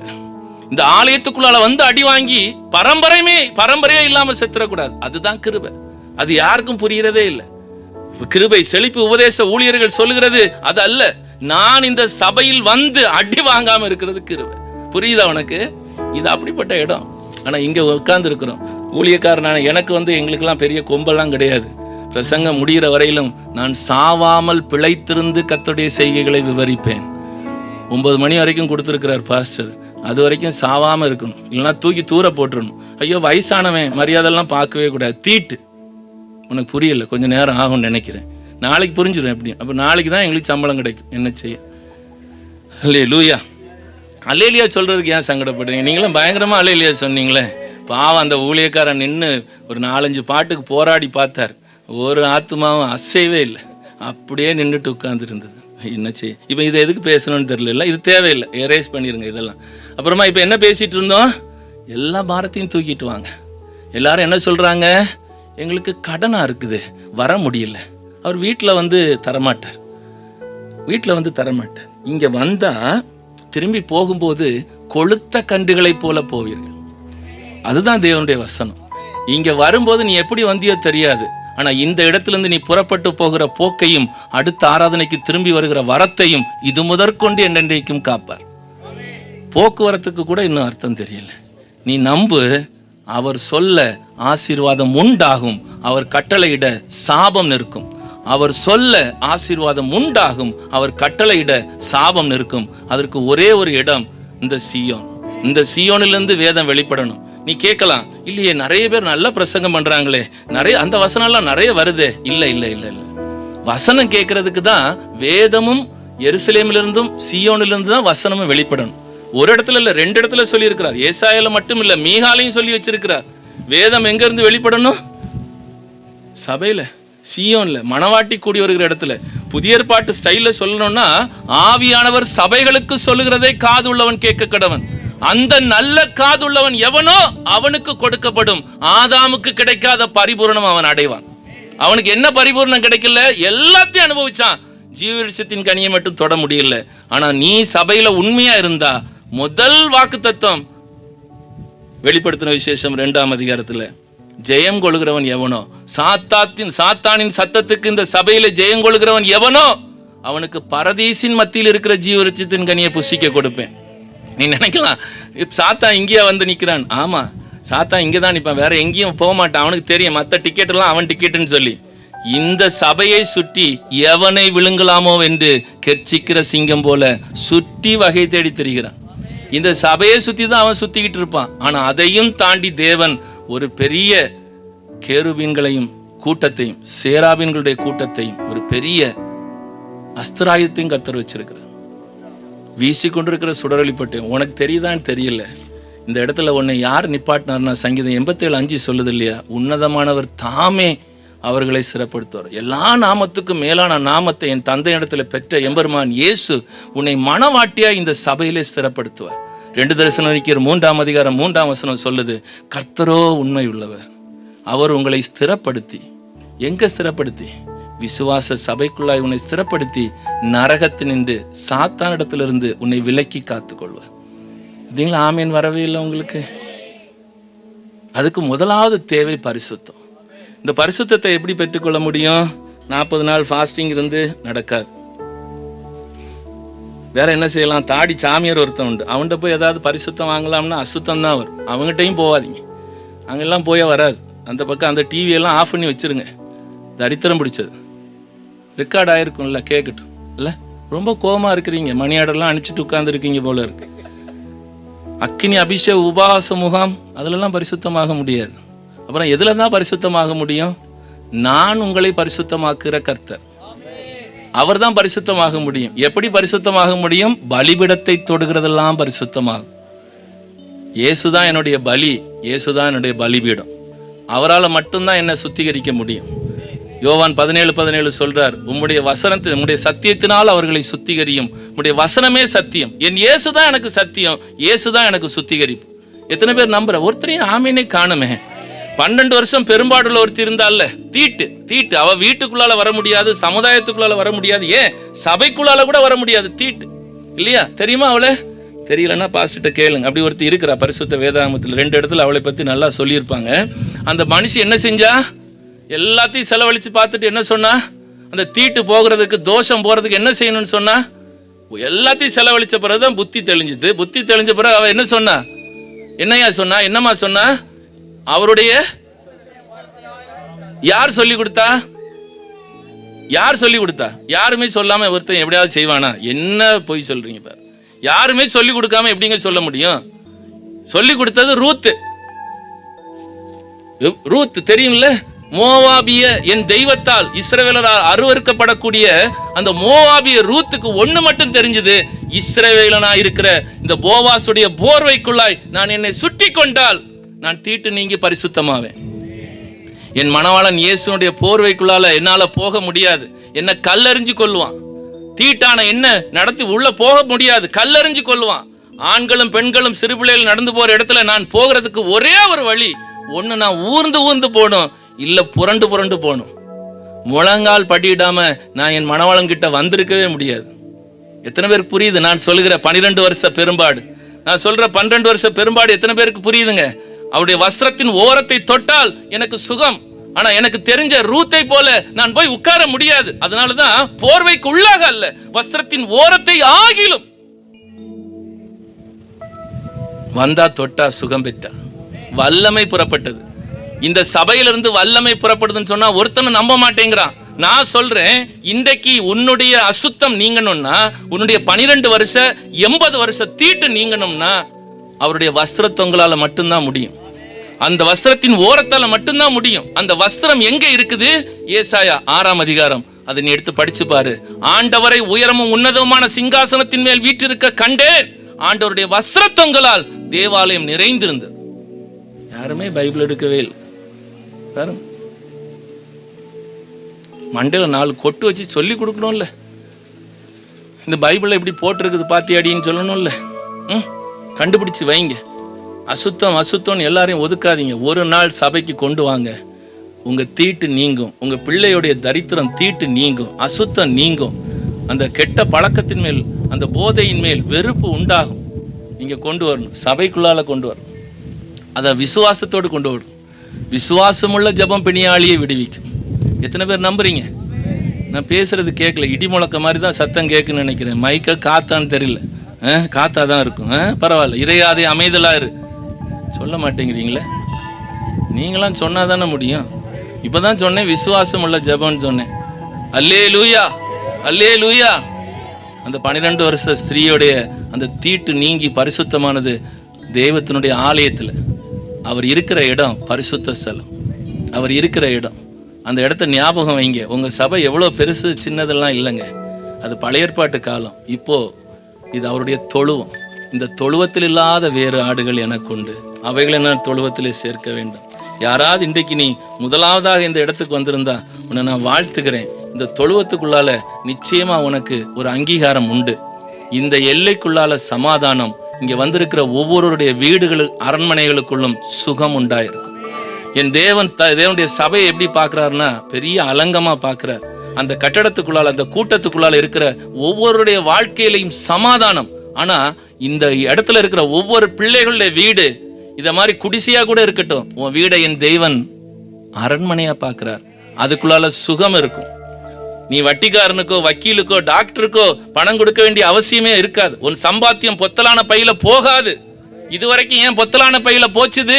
அவருடைய ஆலயத்தை குறித்து விசாரியாம போனதுனால. இயேசு இந்த உலகத்திற்கு வந்தது அவருடைய சபைக்காக. இயேசு இந்த உலகத்திலே அற்புதங்களை செய்தது சபையை சம்பாதிக்க. என் இயேசு இந்த உலகத்திலே வந்து மரித்தது என் சபையை சம்பாதிக்க. மரித்து உயிர்த்தது சபையை சம்பாதிக்க. மறுபடியும் அவருடைய சபையில தான் வர்றார். நீ தயவு செஞ்சு எருசலேம்ல அங்க ஒரு சின்ன மலை இருக்கு, அவர் வருவார்னு சொன்னாருன்னு எவன் சொன்னாலும் நம்பாத. மீட்பர் சீயோனுக்கு வருவார் அப்படின்னு வசனம் சொல்லாம, மீட்பர் சீயோனுக்கும் யாக்கோபிலே மீறுதலை விட்டு தம் இடத்துக்கு திரும்புகிறவரிடத்திலும் வருவார். அவருடைய இடம் அவருடைய ஆலயம். அங்கதான் நியாய தீர்ப்பு தேவனுடைய வீட்டிலே துவக்கும் நேரம், துவக்கும் சமயம். தேவனுடைய வீட்டுக்குள்ளால வந்தா, இந்த பேழைக்குள்ளால வந்தா உனக்கு பரலோகம். இங்க வந்தா நரகம் இல்லை. நியாய தீர்ப்பு அந்த வீட்டில் மட்டும்தான். மற்றவங்களுக்கு நியாய தீர்ப்பும் இல்லை. அவங்க நல்லா வாழலாம், நல்லா சாகலாம், நல்லா நரகத்துக்கு போகலாம். இங்க வந்தா வாழலாம், பரலோகத்துக்கு போகலாம். நன்மையும் கிருபையும் உன்னை தொடரும். இங்க பட்டினி உள்ள வாழ்வு அவர் தரமாட்டார், தரவே மாட்டார். கடன் உள்ள வாழ்க்கையை தரவே மாட்டார். உன்னை படைச்சிருக்கிறது அவருடைய சாயலின்படி, அவருடைய ரூபத்தின்படி. நீ முதல்ல அவரை நம்பணும். நான் அவரை ஏற்றுக்கொண்ட நாளிலிருந்து என்னை அவர் பிள்ளையாய் மாற்றியிருக்கிற அதிகாரத்தை தந்திருக்கிறார். அந்த அதிகாரத்தின்படி அப்பான்னு கூப்பிட்டின்னு சொன்னார். அவர் எப்படி செஞ்சாரோ அதை விட நீ பலமா செய்வ. என்னை விசுவாசிக்கிறவன் என்னிலும் அதிகமானவைகளை செய்வான்னு சொன்னார். ஏன்னா நீ அவருடைய பிள்ளை. நீ எலியா 8ன்னா நீ 16 செய்யணும். கர்த்தர் பெரியவர். ஆமென். ஏன் ஆமேன்னு சொல்ல மாட்டேங்கிறீங்க? நீங்க சொன்னாலும் சொல்லாட்டாலும் அவர் பெரியவர், அது வேற விஷயம். ஆனா நீங்க சொன்னீங்கன்னா அவருக்கு ரொம்ப சந்தோஷமா இருக்கு. கர்த்தர் பெரியவர். ஆமேன். கர்த்தர் பெரியவர். ஆமேன். கர்த்தர் பெரியவர். ஆமேன். இன்னும் பாதி ஆத்துமா இவன் எப்போ வண்டி ஏறுவான்னு தான் இருக்கு. வாயே திறக்க மாட்டேங்குது. நீங்க ஆமேன்னு சொன்னா உங்களுக்கு நல்லது. நீங்கள் ஜெபத்தில் எவைகளை கேட்டுக்கொள்வீர்களோ, என் நாமத்தினால எவைகளை கேட்டுக்கொள்வீர்களோ அவைகளை பெற்றுக்கொள்வீர்கள் சொன்னார். நீங்க ஜெபம் பண்ணி ஏதாவது கிடைக்காம இருக்குதுன்னா உங்க மேலதான் தப்பு. நான் சொல்றது எத்தனை பேருக்கு புரியுது? நீங்க அவருக்கு கட்டளை கொடுக்கவே இல்லை. சபையில கூடி வந்திருந்து செவ்வாய்க்கிழமை கூட்டத்தில் வந்திருந்து ஒரே பிச்சை எடுப்பு தான். சாமி அதை கொடு, அப்பா அதை கொடு, 1 கிலோ தங்கம் கொடு, 1 கிலோ சுகம் கொடு, 2 கிலோ சமாதானம் கொடு, 3 கிலோவுக்கு ஏதாவது கொடு. இல்லை, ரொம்ப கோபமா இருக்கிறீங்க. இங்கே செவ்வாய்க்கிழமை கூட்டம் நடக்குதுன்னு சொன்னாங்களே, ஊழியக்காரர் தான் சொன்னார். எனக்கு தெரியாது. சொன்ன தப்புன்னா ஆசிர் பாஸ்டர்கிட்ட கேட்டுக்க. அவர் தான் சொன்னார். இந்த இடத்துல வந்திருந்து பிச்சை கேட்கக்கூடாது. இங்கே வந்தா எதுக்கு வரணும் தெரியுமா? கட்டளை இடுறதுக்கு வரணும். ஏசாயா 45:11 படி இஸ்ரவேலின் பரிசுத்தரும் அவனை உருவாக்கினவருமாகிய கர்த்தர் சொல்லுகிறதாவது, வரும் காரியங்களை என்னிடத்தில் கேளுங்கள். எந்த இடம்? அவருடைய இடம், அவருடைய ஆலயத்துல வந்து கேளு. ஏன்னா இங்க மட்டும்தான் அவருக்கு கண்ணு திறந்து காது கேட்கும். இந்த ஸ்தலத்திலே செய்யப்படுகிற ஜெபத்திற்கு என் கண்கள் திறந்து என் செவிகள் கவனிக்கிறவளா இருக்கும். என் இருதயம் என்னாலும் இந்த ஆலயத்தின் மேல் நோக்கமா இருக்கும். மணவாளனுடைய இருதயம் மணவாட்டியின் மேல் என்றைக்கு நோக்கமா இருக்கும். இங்க இருந்துதான் உன்னை பார்ப்பார். மற்றவனெல்லாம் எங்க இருந்து பார்க்கிறாரு எனக்கு தெரியாது. ஆனா ஏசாயா 18:4 படி என் வாசஸ்தலத்திலிருந்து உன்னை நான் கண்ணோக்குவேன்னு சொன்னார். உன்னை கண்ணோக்கினார்னா என்ன நடக்கும்? யாத்ராம 2ஆம் அதிகாரம் கடைசி வசனம் சொல்லுது, தேவன் இஸ்ரவேல் புத்திரரை கண்ணோக்கினார், தேவன் அவர்களை நினைத்தருளினார். உன்னை இங்க இருந்து பார்த்தா உன்னை அவர் ஒவ்வொரு நொடியும் நினைப்பார். உன்னை நினைச்சா உன்னை ஆசீர்வதிப்பார். கர்த்தர் நம்மை நினைத்திருக்கிறார், அவர் நம்மை ஆசீர்வதிப்பார். 5 அப்பம் 2 மீன் அண்ணாச்சிட்டு எல்லாம் போவாத. அங்கெல்லாம் போனா ஆசீர்வாதம் வராது. அவன் பிள்ளைக்கு நல்லா கல்யாணம் நடக்கும். உன் பிள்ளைக்கு கல்யாணம் நடக்கணும்னா நீ பலுகி பெருகி பூமியை நிரப்பும்படி சொன்ன அந்த ஆசீர்வாத நாயகனால தான் முடியும். அந்த தெய்வத்தால மட்டும்தான் முடியுமே தவிர வேற ஒருத்தனாலையும் உன்னை ஆசீர்வதிக்க முடியாது. ஆசீர்வாதம் ஒண்ணுதான், அதில் 5 சுவை இருக்கும். நீ கனி கொடுக்கிறவர்களாய் பெருகி பூமியை நிரப்பி அதை கீழ்ப்படுத்தி அதை ஆண்டுகொள். இந்த 5 உன் வாழ்க்கையில நடக்காம போனதுனால தான், என் வாழ்க்கையில நடக்காம போனதுனால தான் என் தேவன் அந்த ஏதேனுக்கு மறுபடியும் சுயரத்தத்தால் என்னை சம்பாதித்து கொண்டு வந்தார். இங்கே உனக்கு அந்த 5 ஆசீர்வாதமும் நீ வெறும் பெருக்கம் அல்ல, கனி கொடுக்கிற பெருக்கம், தன் காலத்தில் தன் கனி தருகிற பெருக்கம். உன் கனி 1, சுவை 9 இருக்கும். ஆவியின் கனியின் சுவை 9 இருக்கும். அது உன்கிட்ட இருக்கும். அப்படி நீ பெருக்கத்தை கர்த்தர் தருவார். இந்த சபை வலதுபுறத்திலும் இடதுபுறத்திலும் இடம் கொண்டு பெருகும். உலகத்துல மற்றவங்களுக்கு பிள்ளை இருக்குதோ இல்லையோ, இயேசு சுயரத்தத்தால் சம்பாதித்த சபையில பெருக்கம் பயங்கரமா இருக்கும். அது மந்தையின் பெருக்கமா இருக்கும். அப்படி நான் அனுக்கிரகம் செய்யும்படி இவர்களிடத்தில் விண்ணப்பம் செய்ய வேண்டும். அப்படின்னு கர்த்தர் சொன்னார். மந்தையின் பெருக்கத்தை போல் நான் பெருக்கம் பண்ணுவேன்னு எசேக்கியேல் 36:37 சொல்லுவார். உன் வாழ்க்கை இந்த சபை ஒருவேளை பாழா இருக்குதுன்னு நினைக்கிறியா? எசேக்கியேல் 36:36 படி சொல்லு, நீ பாழானவைகள் எல்லாம் பயிர்நலமாக்குற கர்த்தர். என் வாழ்க்கையில பாழான இடம், என் சபை ஊழியத்துல பாழான இடம் எல்லாவற்றையும் பயிர்நலமாக்குறவர் நீர். நான் இந்த வார்த்தையை விசுவாசிக்கிறேன். நீ சொல்லு. இந்த விசுவாசம் எப்படி இருக்கணும்னு தெரியுமா? பேதுருடைய விசுவாசத்தை போல இருக்கும். லூக்கா 5ஆம் அதிகாரத்தில் சொல்லப்பட்ட பேதுருடைய விசுவாசத்தை போல உன் விசுவாசம் இருந்ததுன்னு சொன்னா, இந்த நாளிலே உன் பாரத்தை அவர் மாற்றுவார். அந்த விசுவாசம் உனக்கு இருக்குதா? இந்த வார்த்தை எனக்காக, என் குடும்பத்திற்காக சொல்லப்பட்ட வார்த்தை நீ நம்பினின்னு சொன்னா, நீ ஆசீர்வாதத்துக்காக எங்கேயும் போக வேண்டாம். இந்த விசுவாச வார்த்தை இருந்ததுன்னு சொன்னா உன்னை அவர் ஆசீர்வதிப்பார். அந்த விசுவாச வார்த்தை எப்படி இருக்கணும்? ராத்திரி முழுதும் பிரயாசப்பட்டு அவங்கிட்ட வந்து தான் படகை கேட்கிறார், படகை கொடுத்துட்றான், படகுல ஏறி பிரசங்கம் பண்றார். முடிச்சிட்டு அவன் வாய் திறக்கவே இல்லை. அவனுக்கு இந்த தேதியில இந்த வருஷத்துல இன்னது தேவை என்பதை அறிந்த பரமபிதா என்ன சொல்றாரு? ஆழத்திலே படகை போடு. வேற எவனாவது மீன்பிடிக்காரனா இருந்திருந்தா, நானா இருந்திருந்தேன்னா சிரிச்சிருப்பேன். இத்தனை வருஷம் மீன் பிடிக்கிறேன், ராத்திரி கிடைக்காத மீன் இந்த பகல்ல எப்படி கிடைக்கும்? என்ன கிறுக்குத்தனமா பேசுறேன்னு நானே சொல்லியிருப்பேன். அவன் சொல்லல. ஐயரே, ராத்திரி முழுசும் மீன் பிடிச்சோம், எங்களால எவ்வளவு தூரத்துக்கு எங்க படகு போகுமோ அவ்வளவு தூரம் போயிட்டு வந்தோம். நீர் என்னவாய் சொல்லிட்டு இருக்கிறீரு? எங்க வலை எவ்வளவு தூரத்துக்கு கொண்டு போய் போட முடியுமோ அவ்வளவு தூரத்துக்கு போட்டு வந்தோம். உமக்கு என்னவாய் தெரியும்? நான் கேட்டிருப்பேன். ஆனா அவன் சொல்லவே இல்லை. ஐயரே, நம்முடைய வார்த்தையின்படி போடுகிறோம். எந்த வார்த்தை? நீ ஆழத்துல போய் போடுன்னு சொன்னாரு, அந்த வார்த்தை அல்ல. நீர் இல்லாதவைகளை இருக்கிறவைகளாக அழைக்கிற தேவன். ஆதியாகமம் 1ஆம் அதிகாரத்துல இந்த வெறும் தண்ணியிலிருந்து மீன்களையும் மச்சங்களையும் இந்த ஜலமானது திரளாய் ஜனிப்பிக்க கடவுன்னு சொன்ன போது மீன்களும் மச்சங்களும் உண்டாச்சுதே. அந்த வார்த்தையானவர் நீர் இங்கே நிற்கிறீர். நீர் எனக்கான மீன்களை இப்ப இங்க உற்பத்தி பண்ணி வைத்திருக்கிறீர், நான் போடுகிறேன் போனா. உனக்கு இந்த விசுவாசம் இருக்குதா? அவர் உனக்காக யாவையும் செய்து முடித்தார். முடிப்பார் அல்ல, மற்ற பழைய ஏற்பாட்டு ஆட்கள் சொல்லலாம் முடிப்பார்னு, நீ சொல்லணும் முடித்தார். யோபு சொல்லலாம் என் மீட்பர் உயிரோடு இருக்கிறார், நீ சொல்லணும் என் மீட்பர் மரித்தும் உயிரோடு இருக்கிறார். அவரை கொல்லவே முடியும், அவர் கொல்லவே முடியும். மரித்தும் உயிரோடு இருக்கிறார். அவனை விட உனக்கு விசுவாசம் 1000 மடங்கு இருக்கணும். ஆசீர்வாதத்திற்கு ஒரே ஒரு வழி, தேவனுடைய மகா பரிசுத்த பாதஸ்தானம். யாத்ராம் 20ஆம் அதிகாரம் 24ஆம் வசனம்.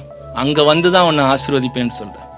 அவருடைய பலிபீடத்துல நீ சபிக்கப்பட்ட பூமியில நீ சம்பாதிக்கிற பொன், வெள்ளி, வைரம், வைடூரியம், petrol, chemical, hydrocarbon, methane, ethane, நிலக்கரி எதுல நீ சம்பாதிச்சாலும் அது என் தெய்வத்தினுடைய சாபம். அந்த சாபத்தை ஆசீர்வாதமாய் மாற்றுவதற்கு தான் என் தேவன் உன்னுடைய திருச்சபை ஐக்கியமான ஒரு ஆலயத்தை, ஒரு பாதஸ்தானத்தை அவர் தெரிந்து கொண்டார். எத்தனை பேர் நம்புற? நீ மண்ணினாலே பலிபீடத்தை எனக்கு உண்டாக்கி, பலிபீடத்தை அவருக்கு உண்டாக்கி, பலிபீடத்தை இங்க உண்டாக்கி வச்சுட்டு கண்ட இடத்துலையும் சர்வாங்க தகன பலி செலுத்த போகக்கூடாது. அந்த பலிபீடத்திலே உன் ஆடுகளையும் உன் மாடுகளையும் சர்வாங்க தகன பலியாக, சமாதான பலியாக செலுத்துவாயாக. நான் என் நாமத்தை பிரஸ்தாபப்படுத்தும் எந்த ஸ்தானத்திலும் உன்னிடத்தில் வந்து உன்னை ஆசீர்வதிப்பேன். 2 காரியம். அதுல முதல் காரியம் இது.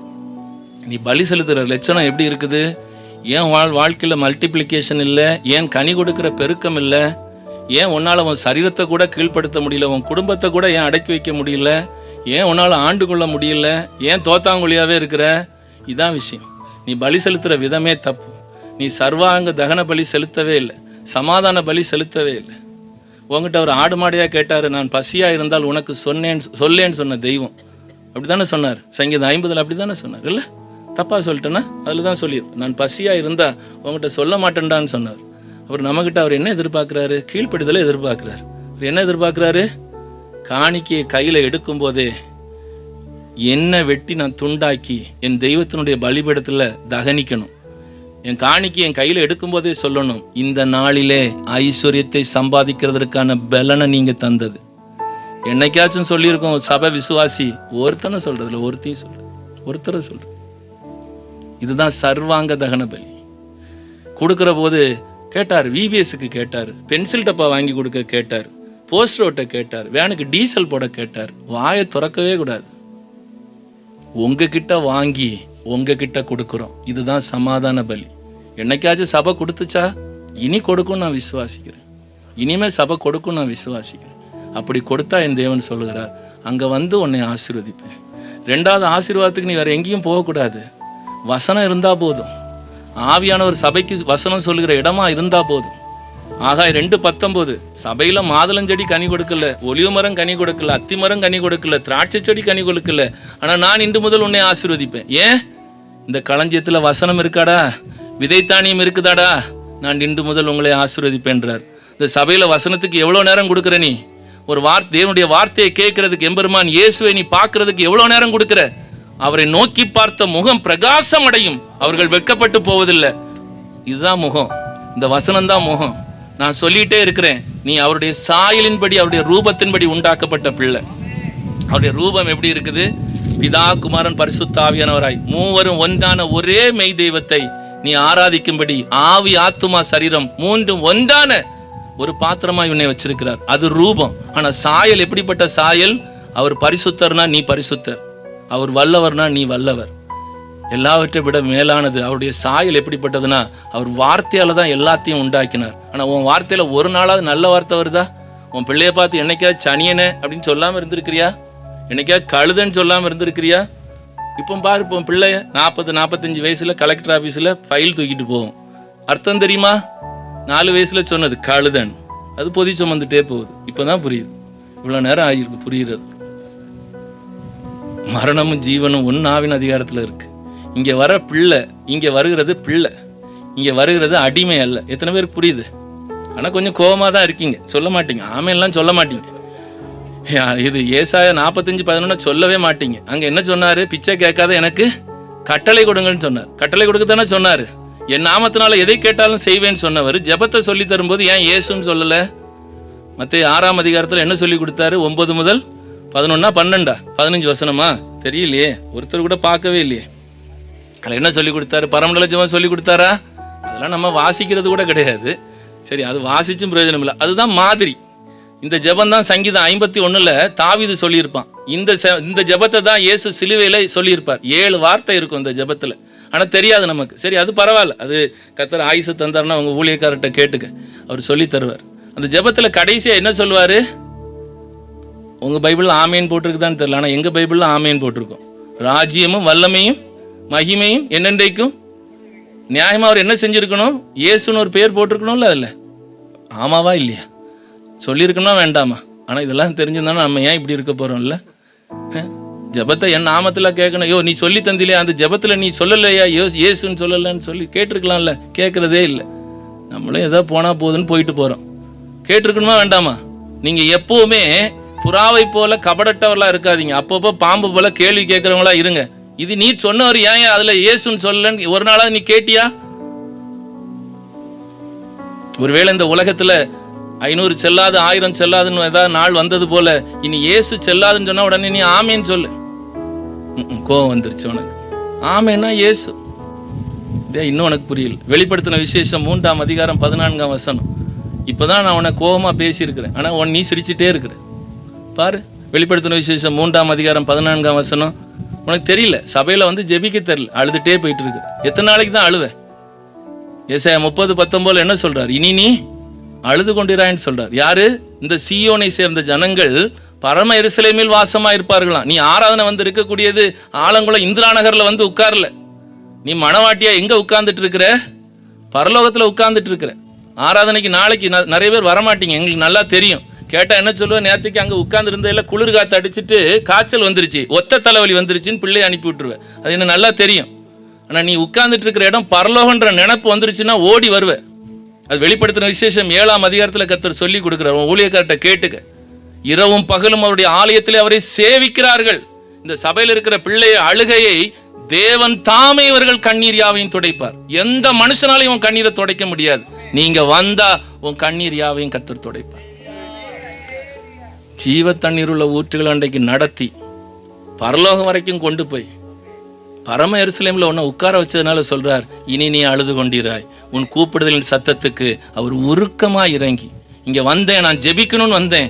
யாருக்கிட்டையும் வராத, எந்த ஊழியக்காரங்கிட்டையும் தலை கொடுக்காத. உனக்கு நீ தான் ஊழியக்காரன், உனக்கு நீ தான் ஊழியக்காரி. உன்னால முடியலையா? மூப்பரை கூப்பிடு, சபை போதகரை கூப்பிடு, அவர் என்ன தேசி ஜெபிப்பாரு. விசுவாசம் இருந்தா உனக்கு வியாதி குணமாகும். இன்னும் அடிமையா இருக்காதீங்க, இன்னும் அடிமையா இருக்காதீங்க. அப்படி வேதத்தை எடுத்துக்கொண்டு இருக்கிற இடத்துல எழும்புங்க. உங்க வியாதி குணமாகணும்னா இருக்கிற இடத்துல வேதத்தை எடுத்துக்கொண்டு எழும்புங்க. உங்க வியாதி என்ன வியாதியா வேணாலும் இருக்கட்டும், எசேக்கியாவுக்கு இருந்த கேன்சர் மாதிரி வியாதியெல்லாம் யாருக்கும் இல்லை. அப்படி இருந்தால் கூட எழும்புங்க, வேதத்தை கையில் வச்சுட்டு எழும்புங்க. இப்போது உங்களுக்கு சுகம் கிடைக்கிற நேரம். யாரும் ஜெபிக்க வேண்டாம். இந்த வார்த்தையை நீ நம்பினா போதும். அவர் வசனத்தை அனுப்பி உன்னை குணமாக்குறவர். நீ இருக்கிற இடத்துல உன் பைபிளை கையில் வச்சு அந்த எசேக்கியாவுக்கு 15 வருஷம் ஏன் ஆயுசை கூட்டி கொடுத்தார், அந்த ஒரே ஒரு கேள்வியை மட்டும் கேளு. எசேக்கியாவுக்கு ஏன் 15 வருஷம் ஆயுசை கூட்டி கொடுத்தார்? பெரிய தீர்க்கதரிசி வந்து சொல்கிறான், அவன் செத்து போவான். வெட்டி ரெடி ஆக்கிக்க, வீட்டு காரியத்தை ஒழுங்கு பண்ணு, வைக்கிறதுக்கு பிள்ளையும் இல்லை, அடுத்த அரசவையில் அவனை ராஜாவாக்குறதுக்கு பிள்ளை இல்லை, யாரையா ஒருத்தரை கண்டுபிடிச்சி வச்சிக்க, கர்த்தர் டிக்கெட் போட்டாச்சு வந்து சேருன்னு சொல்லும்போது அந்த பிள்ளை என்ன சொல்லி ஜெபிச்சான்? ஏசாயா 38ஆம் அதிகாரம், 2 ராஜாக்கள் 20ஆம் அதிகாரம், 2லையும் 2ஆம் வசனம் ஒன்று தான் சொல்லுது, அவன் சுவர்புறமாய் திரும்பி அழுதான். இந்த சபை விசுவாசி இன்னைக்கு வீட்டில் மூட்டை பூச்சி நசுக்கி வச்சிருக்கிற சோத்தை பார்த்து அழுதுகிட்டே இருக்கு. உமக்கு கண் இருந்தா எனக்கு இந்த நோய் குணமாக இருக்குமே, உமக்கு காது இருந்தா நான் அழுததெல்லாம் உமக்கு கேட்டிருக்குமே. இல்லைங்க, உன் கண்ணீரை துருத்தியில் வைத்திருக்கிற தெய்வம். உன் பெருமூச்சை கேட்பதற்கு உன் சபையில் உன் ஆலயத்தில் என் தெய்வத்தினுடைய செவிகள் திறந்திருக்கும். அந்த இடத்துல நீ விடுகிற அண்ணாளா இருந்து விடுகிற பெருமூச்சை கேட்பதற்கு, உன் கண்ணீரை துருத்தியில வைப்பதற்கு உடைய கண்களும் செவிகளும் திறந்திருக்கும். மணவாட்டியான உன்மேல் எந்நேரமும் நோக்கமா இருக்கும். ஆனால் நோக்கமா இருந்து உன்னை நினைத்து உன்னை ஆசீர்வதிக்கணும்னா ஏசாயா 66:2 சொல்லுது, வசனத்துக்கு நடுங்குகிறவனை நான் நோக்கி பார்ப்பேன். நீங்க வந்து சிரிச்சுட்டு போயிருக்கிறீங்கன்னா ரொம்ப கஷ்டம். நாளைக்கு உங்ககிட்ட கர்த்தர் கேள்வி கேட்பார். கடைசி நாள்ல நீ கேட்ட இந்த சத்தியம் உன்னை நியாயந்தி இருக்கும். இந்த வசனம் தான் உன்னை நியாயந்தி இருக்கும். நீ நம்புறதும் நம்பாததும் உன் விருப்பம். அந்த நோயிலிருந்து எப்படி விடுதலை கிடைச்சது அந்த பிள்ளைக்கு? அவன் வீட்டு சுவரை பார்த்து அளவில்லை, என் தெய்வம் மூளைக்கல்லா இருப்பார் என்று நான் நம்புகிற எருசலேம் ஆலயத்தை பார்த்து ஜெபித்தான். தூக்கிட்டு போற 2 பேருக்கு கேன்சர் வரும், ஆலயத்துக்கு போக முடியாது. அங்கே இவனுக்காக பலி செலுத்துகிறதற்கு ஒரு பிரதான ஆசாரியனாவது வேணும், அங்கேயும் போக முடியாது. அவனுக்கும் நோய் வரும், பிளவை என்று தமிழிலே சொல்லப்பட்டு. அங்கே வர முடியாது. என் தெய்வத்தின் வாசலை பார்த்து நின்று ஜெபிக்கிறான், அந்த மூளைக்கல்லை பார்த்து ஜெபிக்கிறான். இன்னைய வரைக்கும் சாலமோன் கட்டி இடிக்கப்பட்டு, நேபுகாத் நேச்சாரால் கட்டப்பட்டு சுட்டரிக்கப்பட்டு, இன்றைக்கு மிச்சம் இருக்கிறது ஒரே ஒரு கல், ஒரே ஒரு மூளைக்கல், ஒரே ஒரு சுவர், அழுகையின் சுவர். உலகத்தில் இருக்கிற அத்தனை பணம் படைத்த கிறிஸ்தவனும் இஸ்லாமியனும் கிறிஸ்தவனும் போய் முட்டி முட்டி அழுதுகிட்டு இருக்கிறான். அது பேர் அழுகையின் சுவர். ஒருத்தனுக்கும் தெரியாது அது ஏன் அழுகையின் சுவர்னு. என் எசேக்கியா அந்த ஆலயத்தை பார்த்து ஜெபித்தான். நான் பாதாளத்தில் படுக்கை போட்டாலும் உம்முடைய கண்கள் என்னை காண்கிறது இந்த ஆலயத்தில் இருந்து தானே. என்னுடைய ஜெபம் தூபங்களாய் இந்த ஆலயத்திலிருந்து தானே கேட்கும்.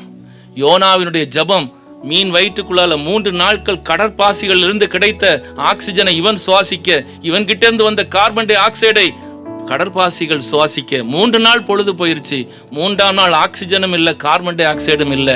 என் ஆத்துமா தொய்ந்து போகும்போது நான் கர்த்தரை நினைத்தேன். அப்பொழுது என் விண்ணப்பம் உடைய பரிசுத்த ஆலயத்திலே உம்மிடத்திலே வந்து சேர்ந்து, எந்த பாதாளத்தில் படுக்கை போட்டாலும், எந்த மீனுக்கு வைத்துக்குள்ளா இருந்தாலும் யோனாவின் ஜெபம் கேட்கப்பட ஒரு ஆலயம் தேவை. அங்கிருந்து தான் அவருடைய சந்ததியில போய் சேரும். இதை தெரிஞ்சுதான் எசேக்கியா சொல்றான், எனக்கு ஆயுசை கூட்டி தந்தா 3ஆம் நாள் நான் உங்க மகா பரிசுத்த ஸ்தலத்துல பலி செலுத்துவேன். 2 அதிகாரத்தை நீ வாசிச்சு பார். உன் வியாதி எப்படிப்பட்ட வியாதியா இருக்கட்டும், நிற்க முடியாத, நடக்க முடியாத, எப்படிப்பட்ட கூனா இருந்தாலும் சரி, உன்னை கூனின்னு அவர் பெயர் சொல்ல மாட்டார். உன்னை ஸ்திரீயேனாவது கூப்பிடுவார். சமுதாயம் உன்னை எப்படி வேணா பார்க்கட்டும், 18 வருஷம் கூனியாய் அவர் பார்க்க மாட்டார். உன்னை பேர் சொல்லி கூப்பிடுவார். வாழ்க்கையில செத்து போய் 4 நாள் ஆச்சுன்னு சொல்லி உன் சகோதரியே சொன்னாலும் இந்த வீட்டில் இருக்கிறவர் பிணமேன்னு சொல்ல மாட்டார்.